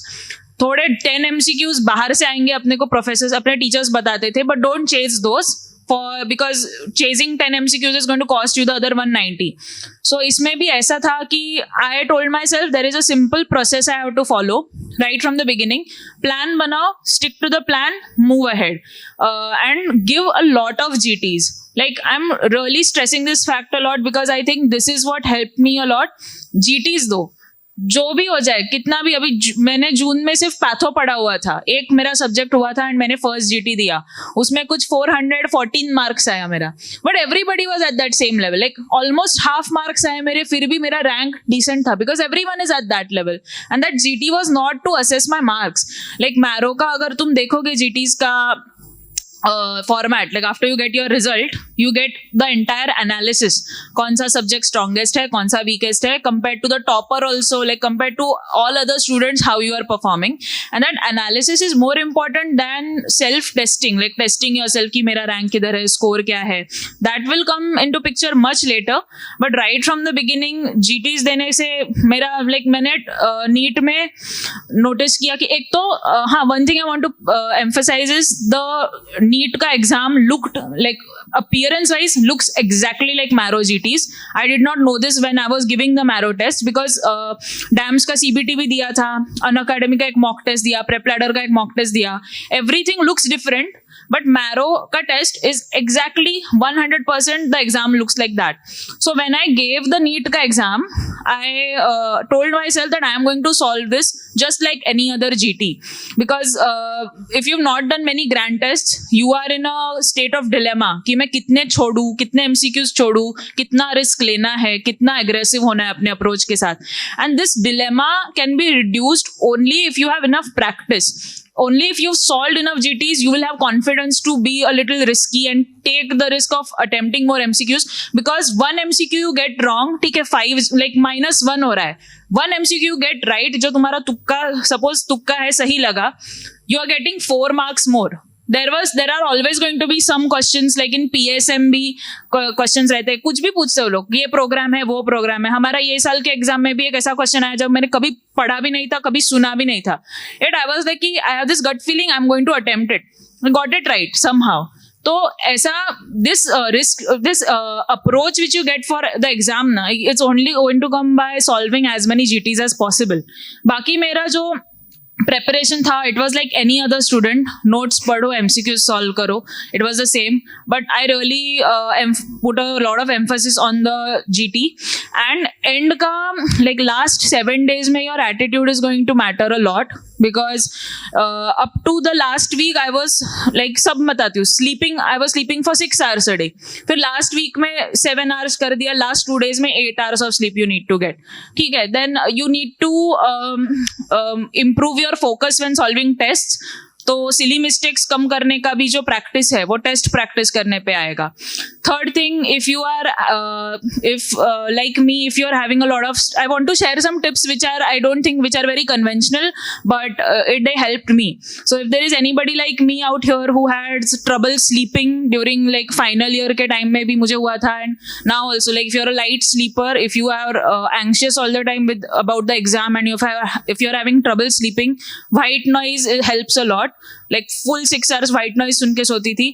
Melatonin का, like I used to take melatonin strips to fall asleep faster. I know these are sounding like really stupid tricks, but ये problem आगे जाके होते हैं. Last 2 months when you're staying only at home, or you're staying at hostel and you're only studying, you're not doing internship, you basically don't have any contact with the outside world. You're holed up in your house and you're preparing for this exam. वही तुम्हारे दिमाग में 24/7 चलता है. So you end up thinking about it constantly. You lose sleep. You have some trouble with all these other things which you didn't even consider in the beginning. So ऐसा कुछ हो तो that's why I'm sharing all this. And like, sorry for deviating, but like for your question, I think solving grand tests was my key, and I would really recommend कि Marrow में I'm assuming everyone is going to stick to Marrow for grand tests. Sorry if anybody is using any other platform. Marrow में हर 2 weeks से GT आता है first initially. Okay, so the GT goes live on Wednesday. Sunday तक you have time, like Monday morning तक you have time. So Sunday को I used to give tests.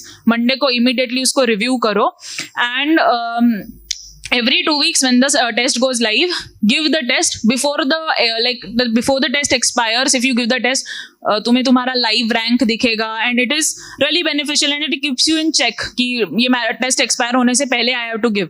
So give tests according to the frequency with which they are coming out. That's what I did on Marrow, so that you won't deviate कि हाँ ये test छोड़ देते, वो test छोड़ देते. Postings के साथ कभी तुम्हारा कोइंसाइड हो रहा है कि टेस्ट नहीं दे पा रहे हो, इमरजेंसी ड्यूटी आ रहा है, then that's fine.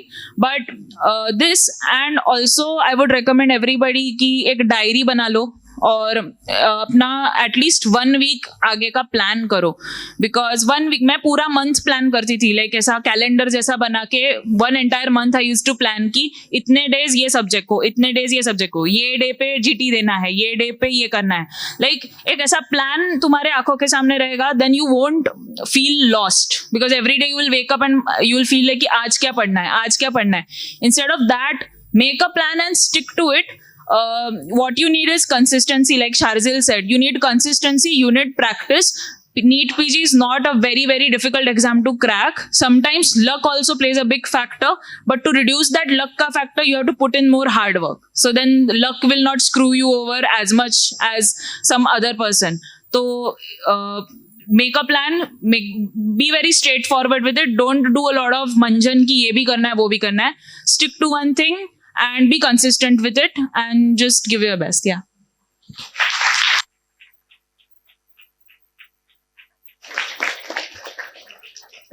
Okay, so I have one question. So basically I just entered third major, and last year, like every damn student, I attended lectures and I made my notes. But there have been some topics or even some subjects where my notes are not complete, or there are some areas where I don't feel that confident that I have paid attention while attending the lectures. So what should I do? Like, should I refer to some of my batchmates' notes, or should I rewatch those lectures again and make my own notes? I feel that if you have left some topic, then you can go through the lecture and take down notes, because I think only reading the notes without having attended the lecture, it becomes difficult to understand. The entire burden is on you to read, understand, and remember.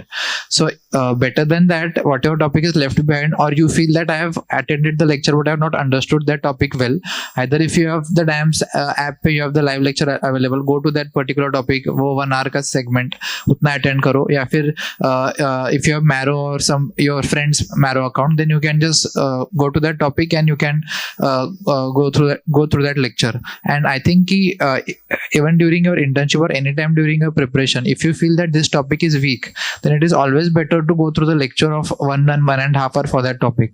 Like for a new like certain topics of biochemistry or microbiology, I used to find difficult to understand and remember, so I went through the Marrow revision videos of those 2-3 topics. So that really helped me, because जब खुद से हम notes पढ़ते हैं, and especially वो notes पढ़ के जब बहुत बड़ा time हो जाता है, let's say you made the notes 1 year back and then you are reading certain topics, you remember, certain you forget. So खुद से तुम याद रखने जाते हो तो it becomes really difficult. So actually ऐसा लगता है कि lecture में ज़्यादा time जाएगा, but at the end it is an easier process to go through the lecture and then read the notes. Even some of our batchmates who have scored well during the final year, they felt कि ये topic नहीं समझे, they have again gone through those lectures. So do not refrain from going back to a lecture. If you feel that वो lecture बहुत बड़ा है, then you have the revision videos of Marrow. They are also even crisp and concise. But anytime you feel that you have not understood a concept, do take some time, go through the lecture. If you are not taken down notes for the topic, take down notes, because in long run it would help. Just reading the notes becomes difficult without attending a lecture. So I would recommend that whatever source you have, only that particular lecture which you find difficult or you have left behind, you can go through the lecture, take down notes. That would be actually time saving in the longer run. At that time it might take a bit more time, but in longer run it becomes easy. Then because the next time when you read the topic, it would be easier to revise. Otherwise every time you would find that topic difficult. I had one more doubt. Like I attended DAMS for medicine, and there have been some systems which were really good, but there have been some systems which I did not personally like. So is it fine if I used some other sources for just one system or 2 systems? There are some systems which are really taught well in Prep Ladder or even Marrow. For such instance, you can always go to that particular resource and do it. Like for example, medicine ka neuro I did not like much, but I liked the medicine from Prep Ladder. So I just read that particular topic and got done with neurology. So you have to have the basic correct. Which source you read, that is not important. If you feel happy and if you're able to solve the questions well, then that source you can read. And you can always talk to your friends. Like, तूने ये पढ़ा था क्या, तूने ये पढ़ा? Do you have any idea about it? You can talk to your seniors कि क्या, what source have you read for this? If you have a particular topic, say rheumat में doubt है, you can always ask your senior or your batchmate कि do you have some better idea, better source for it? So you'll find out कि हाँ Prep Ladder is better. You can go to that and get done with the topic. It is not important कि DAMS notes complete करना है. You have to complete those important topics which are there. As a DAMS notes complete करके बैठ के, that is not important. You have to be done with the MCQs and topic समझ में आना चाहिए and you should be able to solve it. That's it. Okay, thank you.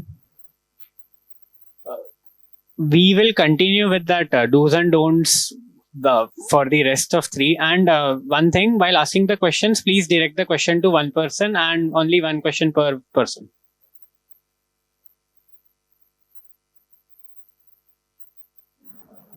So yeah, for next, people just keep asking me medicine कहाँ से पढ़ना है, surgery पढ़ना है, but people tend to forget that third year is going to be more important, because third year के 60 questions are the easier ones rather than the medicine OBGY के 120 questions. So my take would be कि third year में initial first 2 or maybe 3-4 months में just get done with the third year subjects properly, and then you start with the final year subjects. So all your basic easy questions are done. ऐसा नहीं हो कि OBGY surgery करने में you have missed out on ENT and ophthalmic के questions. That is very very important. And guys who have just started with first and second year, just don't worry, don't panic. Third year में सबका वही रहता है कि बाकी सब ने इतना पढ़ लिया है. People have read DAMS, people have watched Marrow lectures. Watching से कुछ नहीं होता है. Remembering is different than watching. So don't get worried with the friends who are reading and watching lectures. So just have खुद का plan ready रखो. Don't compare. What I will say is कि 200 में से 170 questions are going to be really really basic. जो important topics that we are saying continuously, the PYQs, जो MUHS के important topics रहते हैं, those are going to be the commonly asked questions. So at the end, अगर वो 170 questions are really really strong, if you get those correct, you're going to get a top 100 rank straight away. So you don't have to worry कि बाकी किसी ने क्या textbook पढ़ा है, बाकी लोग हैरिसन पढ़ रहे हैं. That is a question nowadays. Harrison पढ़ रहे हैं, बाकी लोग मैं नहीं पढ़ रहा हूँ. Am I at a disadvantage? No. Because अगर तेरे strong, जो तेरे particular topics जो frequently asked है, if it is strong, you are doing well on the NEET day. That is what is more important. So, make friends. ऐसा नहीं कि jealousy पूरा time throughout the 5 years. It's okay. You have to focus on those topics that are commonly asked. So, that is more important. And as I said, third year is important. Solving is important. Throughout the period, you can, first year, say, if you don't get it correct, it's okay. But, have the practice of solving. Because NEET uses you, you're fresh. Like, you have just solved MCQs. You continue the cycle of solving MCQs, like, say, weekly ones, 50 questions. Subject wise test, keep that pattern going on. So you find it comfortable solving MCQs. ऐसे नहीं कि direct final year में आके you are giving GTs. You have to keep solving MCQs. That is also important. And have some hobbies continuously. हम लोग तो NEET के 1 महीने पहले भी we were playing cricket at weekends. That is okay. So hobbies will help you, freshen your mind, and you feel more focused while you're reading in the next hour. So that is more important. Whenever you're tired, you're bored, internship is going heavy, take a break for half an hour, watch a movie, go out for some time and then come back. You will feel more fresh and your study will be better. So yeah, definitely don't, drain yourself right from the start. NEET hai, next hai, cycle doesn't stop. Aisa jata hai. First year mein aaya, tabhi se next. In second year itself, we are being taught surgery, OBGY. And now our medicines lecture will also begin. So is it advised that we study those subjects right now? Because we are finding it difficult to manage the second year subjects itself. So how can we approach those? You don't have to actually, completely study the subjects. You don't have to actually completely, study the whole subject. If you're being taught the topic of hernia on that day, you can just go back and read that particular topic, hernia ka, and if you're in first year, for example, you can just read the anatomy properly, read the topic of hernia, so that that topic is covered once and for all.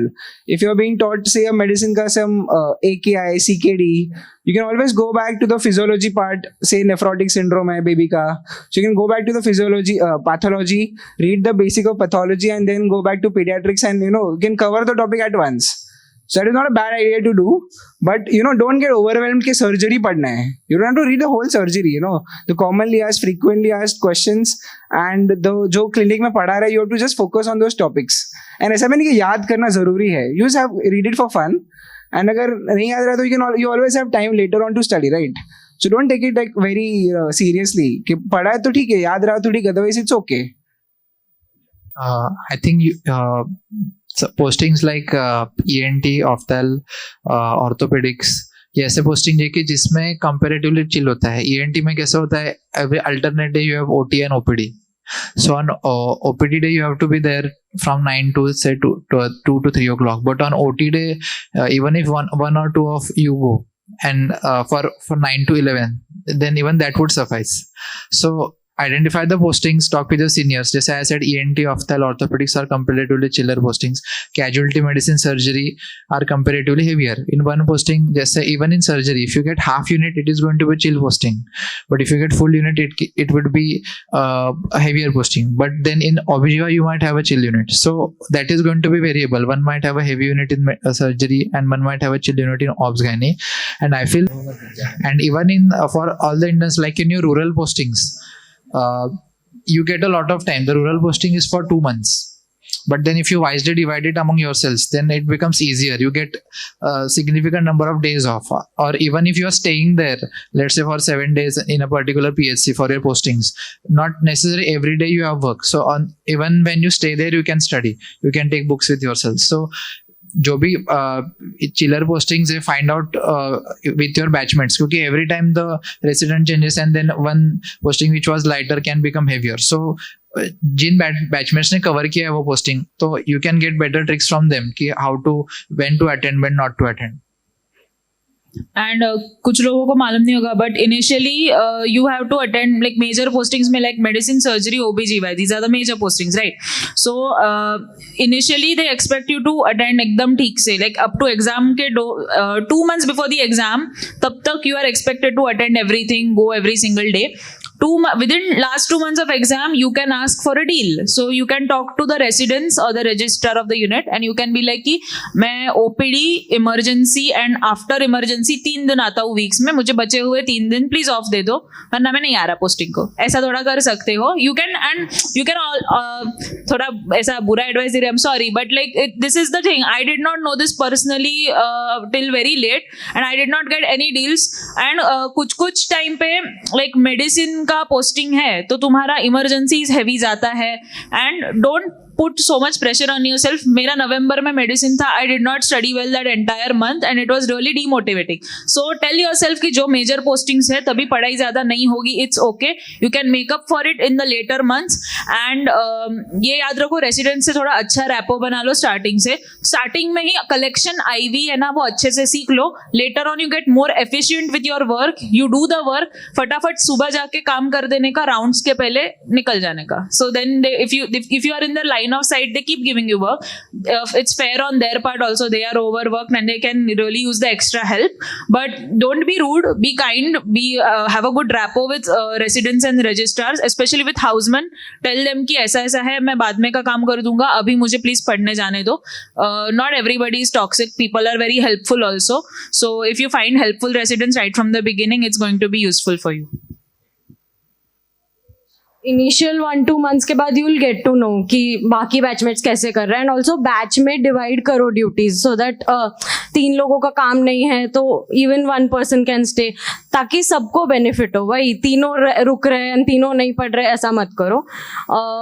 या that's it. Yeah, and even in during your heavy postings like medicine, you can help each other during the emergency duties or post-emergency duties. Like the emergency is going to be about 24 hours, and then the next, even after 24 hours in morning, you have to do blood collections of the newly admitted patient. So at that time, it becomes really tiring if you're alone. At that time, what you can do is you can help your friends.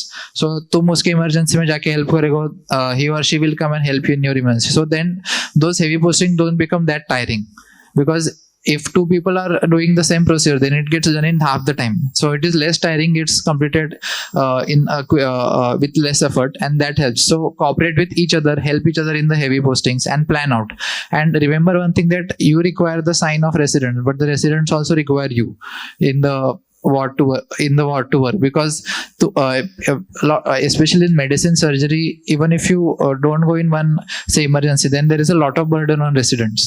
So sometimes you have to be a bit firm while telling them, be polite, but at the same time be a bit firm ki we'll get the work done in the emergency. Let's say sometimes in obs-gynae the emergency is not that heavy that both the interns have to be present for 24 hours. Then you can request them that we'll do 12 hours each. If required, the other intern is there in the library or hostel anytime. If there is more inflow of patients, he can come. But if it is not required, only one of us will come and get the work done. If required, we are always going to be there. So I think at sometimes you have to be a bit firm, be polite, and as we said, if you develop a good rapport with the resident, then even he or she is okay. That if the work is getting done, then it doesn't matter for how much hours or how many of you are going to attend. And one last question. So when you say we have to do 3 revisions or 3 readings, so do you mean by one reading, do you mean only reading notes, or does it constitute reading notes plus MCQs or plus subject wise test, or like and so if I plan to do 3 revisions, for example, do I have to do all these 2 or 3 things in every revision, or only reading notes suffices for 3 revisions? So the way I had planned was कि first revision में I read the notes and tried to solve maximum of the Q bank, ठीक है, along with PYQ. So that took a bit of time. Then I used to mark the questions, important questions, right? जो भी मुझे revise करना है. See, the thing is कि ऐसा नहीं कि जो नहीं आ रहा है वो mark करना है, ठीक है? Whatever the important topics are and you feel they are difficult, the explanation is good, just mark that MCQ. So in the second revision, I would go through the subject-wise test and along with the marked questions.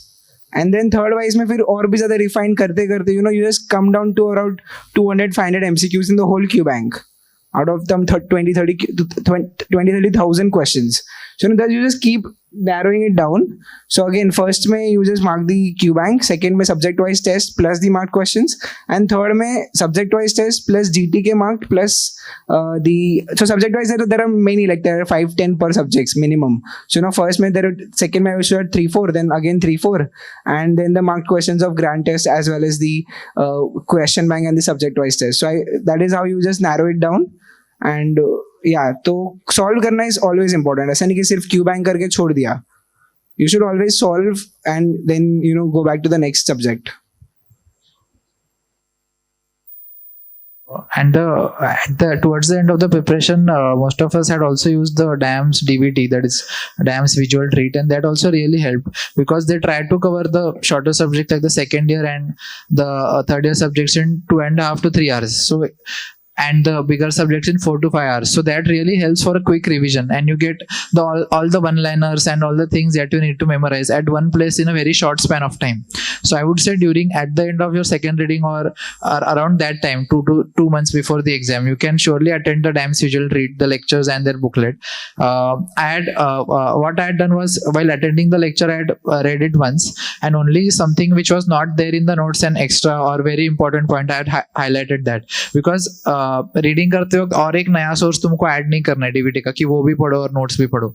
जो तुमने note starting से पढ़े वही तुम्हें revise करो, क्योंकि उसका photographic memory बना है, वो तुम you are familiar to it.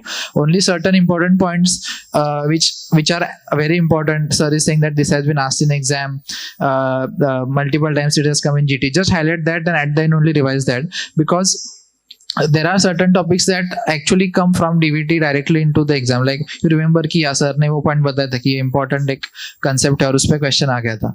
So and even if you don't read it again, at least you get a quick revision in 3 hours of a particular subject. So that helps. So that is one thing which you can do during the last 2 to 3 months of your preparation.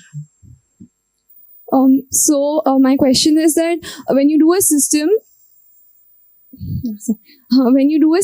from Marrow, like when you do a topic or any system from DAMS, and then when you go on to solve QBank from Marrow, there are like around 25 questions that are not there in your DAMS notes.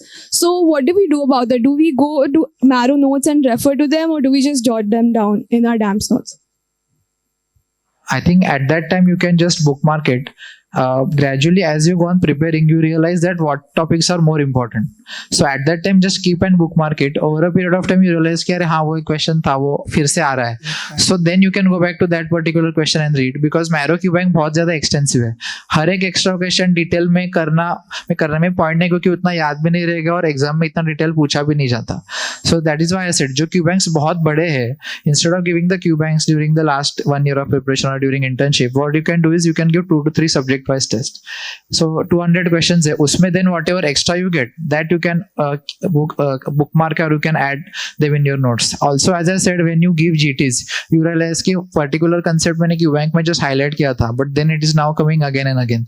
So you realize कि ये topic important है, ये करना चाहिए. So then you can go back and do it. So I think initially when you are preparing, let's say you read a particular topic and you solve the Q bank. If you find so and so topics are extra, just highlight them. If they are coming again and again, then particularly only those points do thoroughly. Other points, even if you don't do, then it's fine, because as I said, NEET में जो concise पढ़ा है उसमें confident होना ज़्यादा important है, rather than बहुत सारा पढ़ना और उसके बारे में confident ना होना. Okay so I am final year student and हमारा बैच ऐसा है जिसको नेक्स्ट होने वाला है या नहीं वो कंफ्यूजन में है अभी. सो जो उन्होंने अभी डेट दिया it is somewhere in December and. So medicine अभी फॉर माई सेल्फ मैंने तो स्टार्ट नहीं किया है पढ़ना. सो एंड मैंने डैम्स अटेंड किया है लास्ट ईयर 3rd माइनर में. So how do I go about medicine, because it's such a vast subject. Marrow में उसके 200+ वीडियोज है and I don't feel DAMS is enough because बहुत ज़्यादा concise है medicine. So how do I go about medicine in final year, seeing that next is in December 2023? So I think you can start reading the notes, whatever topics you feel are difficult to understand or to grasp. For those particular topics, you can go back to the lectures which are available on DAMS and you can do them again. So then you would better understand the topic.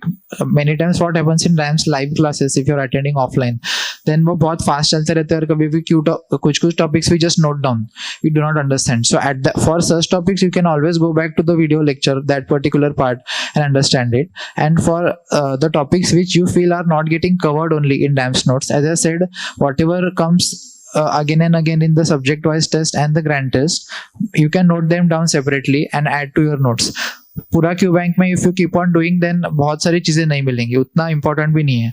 तो subject wise test और grand test में जो repeatedly आ रहा है वो topics पे focus कर सकते हो और उसके नोट्स ऐड करके डैम्स नोट्स को और होलिस्टिक बना सकते हो. बट एज आई सेड, जो भी topics if you find difficult to understand, go back to the videos, go through the video again, then you'll understand better. Or you can talk to friends who have done it from other source. Medicine is also very good in prep ladder. Deepak Marwa sir's medicine is also really good. I had done it from DAMS and I did not have time to do from any other source. But if you find that you don't suit DAMS medicine a lot, then you can either stick to the notes, and for particular topics which you are not able to understand, maybe you can borrow prep ladder from your friend, go through those videos and understand those concepts. And even I would say that we had attended Quest online during third minor. So CVS and CNS, these two systems has taught really beautifully, and he had covered everything conceptually as well as theoretically, whatever is required.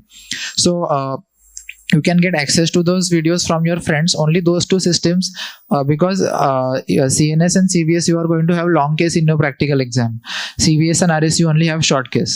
So those two systems you need to be thorough with for your university as well as your MCQ exam. So I would recommend कि क्योंकि Quest के sir teaches more conceptually rather than exam focused. So जो भी topic you feel, especially I feel CNS and CVS can be difficult to understand, and sometimes damn teachers be very concise and crisp in it and only give the relevant facts. So for that, either you can refer to, I would say, prep ladders videos are good, and even Quest lectures are good for CNS and CVS. Rather than doing entire say the system from first to the last video, go once through your DAMS notes. Whatever topic you find difficult, note them down, and for those topic you can do videos from other sources like prep or Questers notes. For medicine particularly, I would like to say one thing is कि medicine में if there are 20 questions, at least 10 to 12 questions are going to be from basic sciences like physiology, pharmac, patho, ये सब में से ही आने वाला है. So don't really worry about medicine कि medicine पूरा नहीं पढ़ा है, नहीं आता है, but the fact is कि medicine, actual proper medicine is going to be about 30-40% questions only. So what you have to do, you don't have to actually sit and do medicine for 2-3 months continuously, because medicine is endless. So you can just focus on those topics which are commonly asked, and along with those concise notes of DAMS, as you said, and the previous year's questions, and your basics being strong, you will cover most of the 18 or 19 questions out of 20 in medicine. So you don't have to actually go in depth of everything in medicine. It is not going to be possible. And as you said, you have just about 8 to 9 months left, right? So you cannot give 2-3 months to medicine as such. You have to plan, you have to finish medicine in 15-20 days, because if you read medicine, I'll give you simple math. If there are 12 questions which you can answer without even reading medicine, like from patho, pharm and all, if you read the entire medicine, you might still get just 17-18 questions correct, because 2-3 questions no one is going to get it correct. So in that time you can actually cover a lot of short subjects. Like if you are giving 3 months to medicine, I would say give 3 months to short subjects, because those are almost 30-40 plus questions. You can cover all of them correct. Short subjects are such that they're really easy that they can give you full marks totally. So you have to be focusing on high yield subjects. One of them is like the dermat, just say dermat ka 6 में से 6 question you can get correct. Whereas medicine, if you read, you're going to get 12. If you read with DAMS notes, you're going to get 16. If you read from all the possible sources, you're going to get 18. So it's a matter of 2-3 questions. Whereas in that particular 3 months, you can cover a lot more syllabus from NEET point of view. This is what I feel. I focus more on the high yield subjects, so that maximum yield mein, so you can get the questions correct. So don't really focus on medicine at core. Like basics se ho jayega manage. If you're in, If you are in your internship year and if you don't have enough time to finish everything, it is not necessary to finish all 19 subjects before going in. Radiology एक subject है जिसमें surgery and medicine and OBGY के scans आते हैं. Radiology is one subject like that, and medicine, like he said, I did not do medicine, and even if you are doing medicine, like you are in final year right now, so you want some source to do medicine from some point. So I think DAMS you can do, and whatever you're not getting, MCQ wise, you will get it from tests. Keep solving grand tests, keep doing subject wise tests, and keep doing custom modules. MCQ solve करने से randomly information आ जाता है subconscious में. So if you're in final year, do medicine, but do it the way Amaya said, कि do from a concise source and for your conceptual understanding, because you're in final year and medicine is a very important aspect of final year, इसलिए do. But if you're in your internship year right now and if you don't have enough time, so don't be hesitant to not do like medicine. कि medicine करने को suppose 1 month लगता है, suppose like if you have done from an extensive source, तो 1 month 1.5 months जा रहा है medicine में. If you think that instead of this medicine का first reading you could have done half or 3/4 of revision of all the rest of your subjects, that always has to be the priority over first reading of a vast subject. So medicine छोड़ने में don't feel hesitant, because time बहुत कम होने वाला है तुम लोगों के लिए भी. एंड मैंने लाइक सीनियर से बात किया था, I had spoken to my brother also. There is a trend of not giving so much important to medicine, because as Manav said, the subject is very vast, but actually reading it is giving you very little yield, like very little MCQs are based on that. Everything else comes from patho, pharmac, micro का knowledge combined. Patho के cancers, फार्मैक के anti cancer drugs मिलके medicine का MCQ, या micro का organism, फार्मैक का antibiotics का knowledge, that is making another medicine MCQ. So most of the MCQs are going to be like this. Some will be related to DKA, yeah, like diabetic ketoacidosis. Some will be ECG related. But these high yield topics you can do separately also. So don't be hesitant to not do MCQ, not do medicine. And this advice is for interns right now, because final year ke students, you have to do medicine. Don't take it very lightly. Karo, but don't stress out about the so much extra info in Marrow, because wo kabhi khatam, it's never ending, and you'll have a very hard time finishing all that. Concepts correct kar lo, as long as you're feeling confident in your concepts, you can move on. Baki sab important information MCQs mein cover ho jayega. Okay, so sure, with the ranks that you have secured, you will get branches and colleges of your choice. So have you guys decided which branch and college would you prefer, starting with Darshan?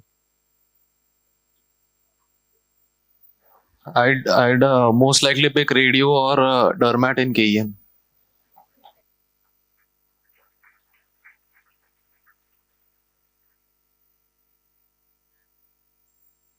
I am undecided between general med, radio and dermat. So I am sure about taking a non-surgical field. Medical field mein I'll look at the pros and cons of everything and then decide a branch and then decide the best college for that branch. I'm considering medicine because I liked it when I was studying, but then it is also a long course considering super specialty, and it would take at least 8 years from here on. So I'm also considering an end branch like ophthalmology. So these two I've kept as my options now. And college, I'm looking forward to talking to our seniors in Mumbai or Delhi, and then I would like to decide the college. So the college is most likely going to be KM, but the branch is, there's still a confusion between radiology and medicine. As he said, medicine is a very long course, and like radiology is thoda chill, and you have a life outside hospital. So yeah, definitely I'll talk to the seniors and confirm that. KM radio.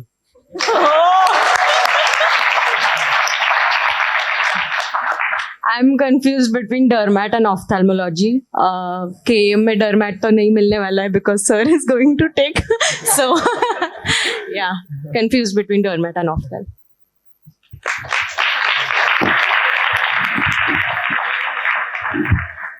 Wow.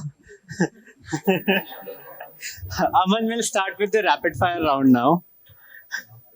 So we'll start with Darshan, and everyone has to answer in one word. Okay. So the first question is CC or RMO?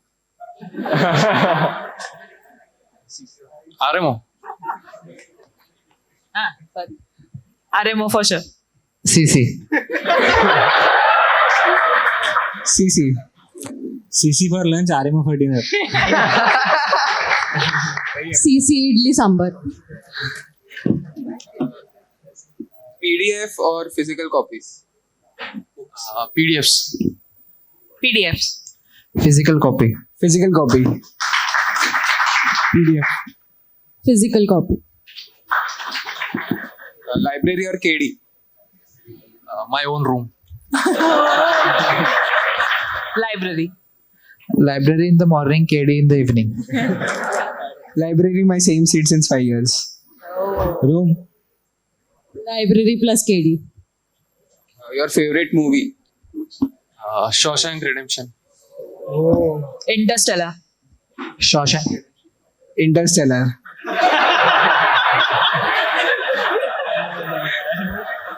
Shawshank.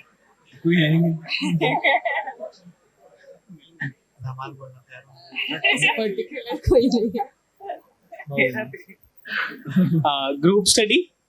Yes or no, or any other? No. Individual study. Individual study. Group study. Group study where I teach.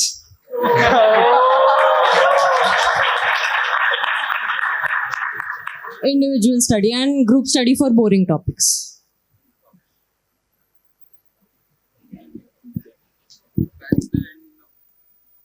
That's the end of the session. I would like to call upon Amay to summarize. I have one last question. Is anyone of you looking forward to INI or Central Institute in particular?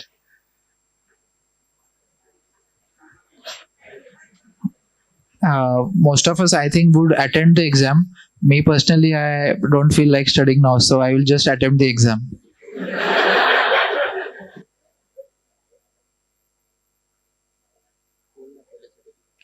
Now Parita will take over the mic and start felicitating the toppers.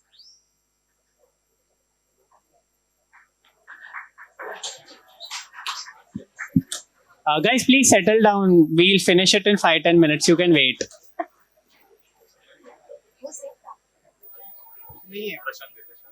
Okay. I request Prashant Saraf to please felicitate Dr. Amay Matswe, All India Rank 5.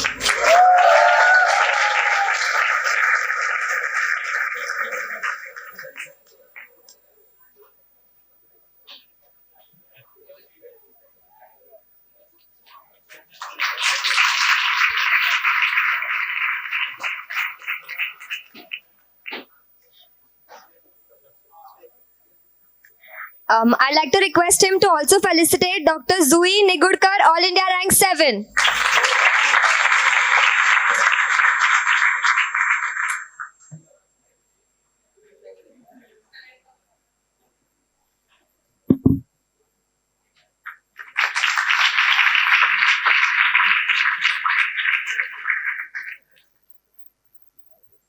I request Harsh Marathe to please felicitate Dr. Manav Shah, All India Rank 23.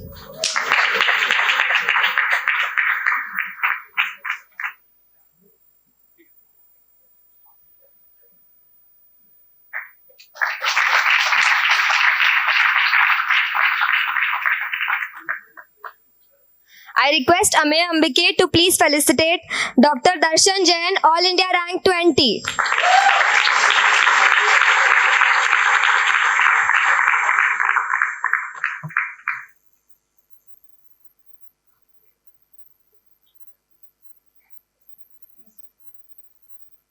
I request Aradhya to please felicitate Dr. Sharzil Sheikh, All India Rank 46.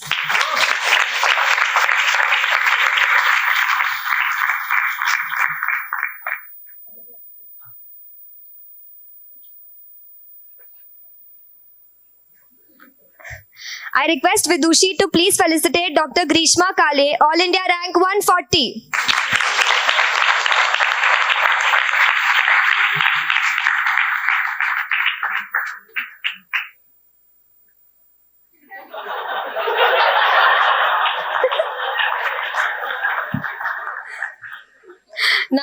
hand over the mic to Amey. He'll summarize the session. Thank you. I won't take much time because the message is pretty much clear from everyone. But just to go over the important points, the resource won't matter, but how frequently the resource is revised. And more importantly, reading it in a intelligent manner and highlighting your notes wisely is more important. Preparing for the last 1 month is important, as Dr. Sharzil said. For GTs, starting is always difficult, but persistence helps. Reading daily and revising daily for it. And it is not like a test, it is more like an opportunity to, the new points are not questions per se. That is something which is going to teach you in the final exam. And as Dr. Zui said, don't run after the 10 rare questions and forget the 190 common questions. Again, use the guess option liberally, and then test and QBank is a learning tool, not an analysis tool. Coming to standard textbooks, understanding helps us eliminate options in the exam, and the understanding is going to come from reading the standard textbooks. Don't let the stress of the exam take away the joy of learning the subject. Use your time wisely in postings as well as in internships, and also from a practical knowledge aspect, as Dr. Amey said regarding the color of Foley catheter and the IV line. Pace your studies in internship well. Heavy duties and light duties need to be managed well. And then again, subject-wise tests are helpful. Explanations and video analysis are important. Previous year questions and topics are very helpful and help analyze how well you have read the subject. Lastly, having your own plan is important. Don't compare with others and make studies your obsession, but not for life. I'd like to hand over to Prashant to say a few words.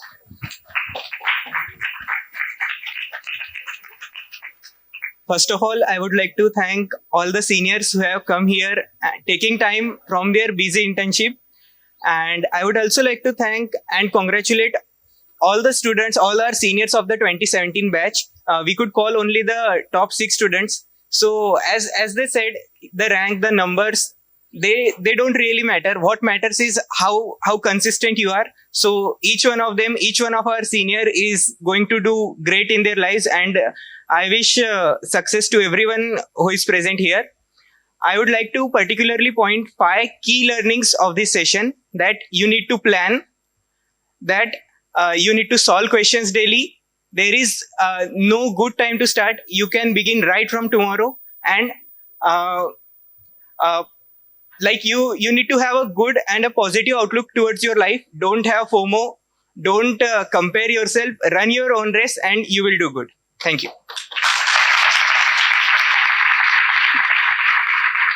Okay, so Prashant has already thanked our seniors and esteemed panelists. I will thank all the audience, and one more important thank you is to the GSPL committee who cooperated with us for this event, and thank you to all the volunteers because they have helped us in all the events during this whole year. So it is a big thank you from the academic department, and yes, thank you to the larynx, but like अपनों को thank you नहीं बोल सकते तो ठीक है चलो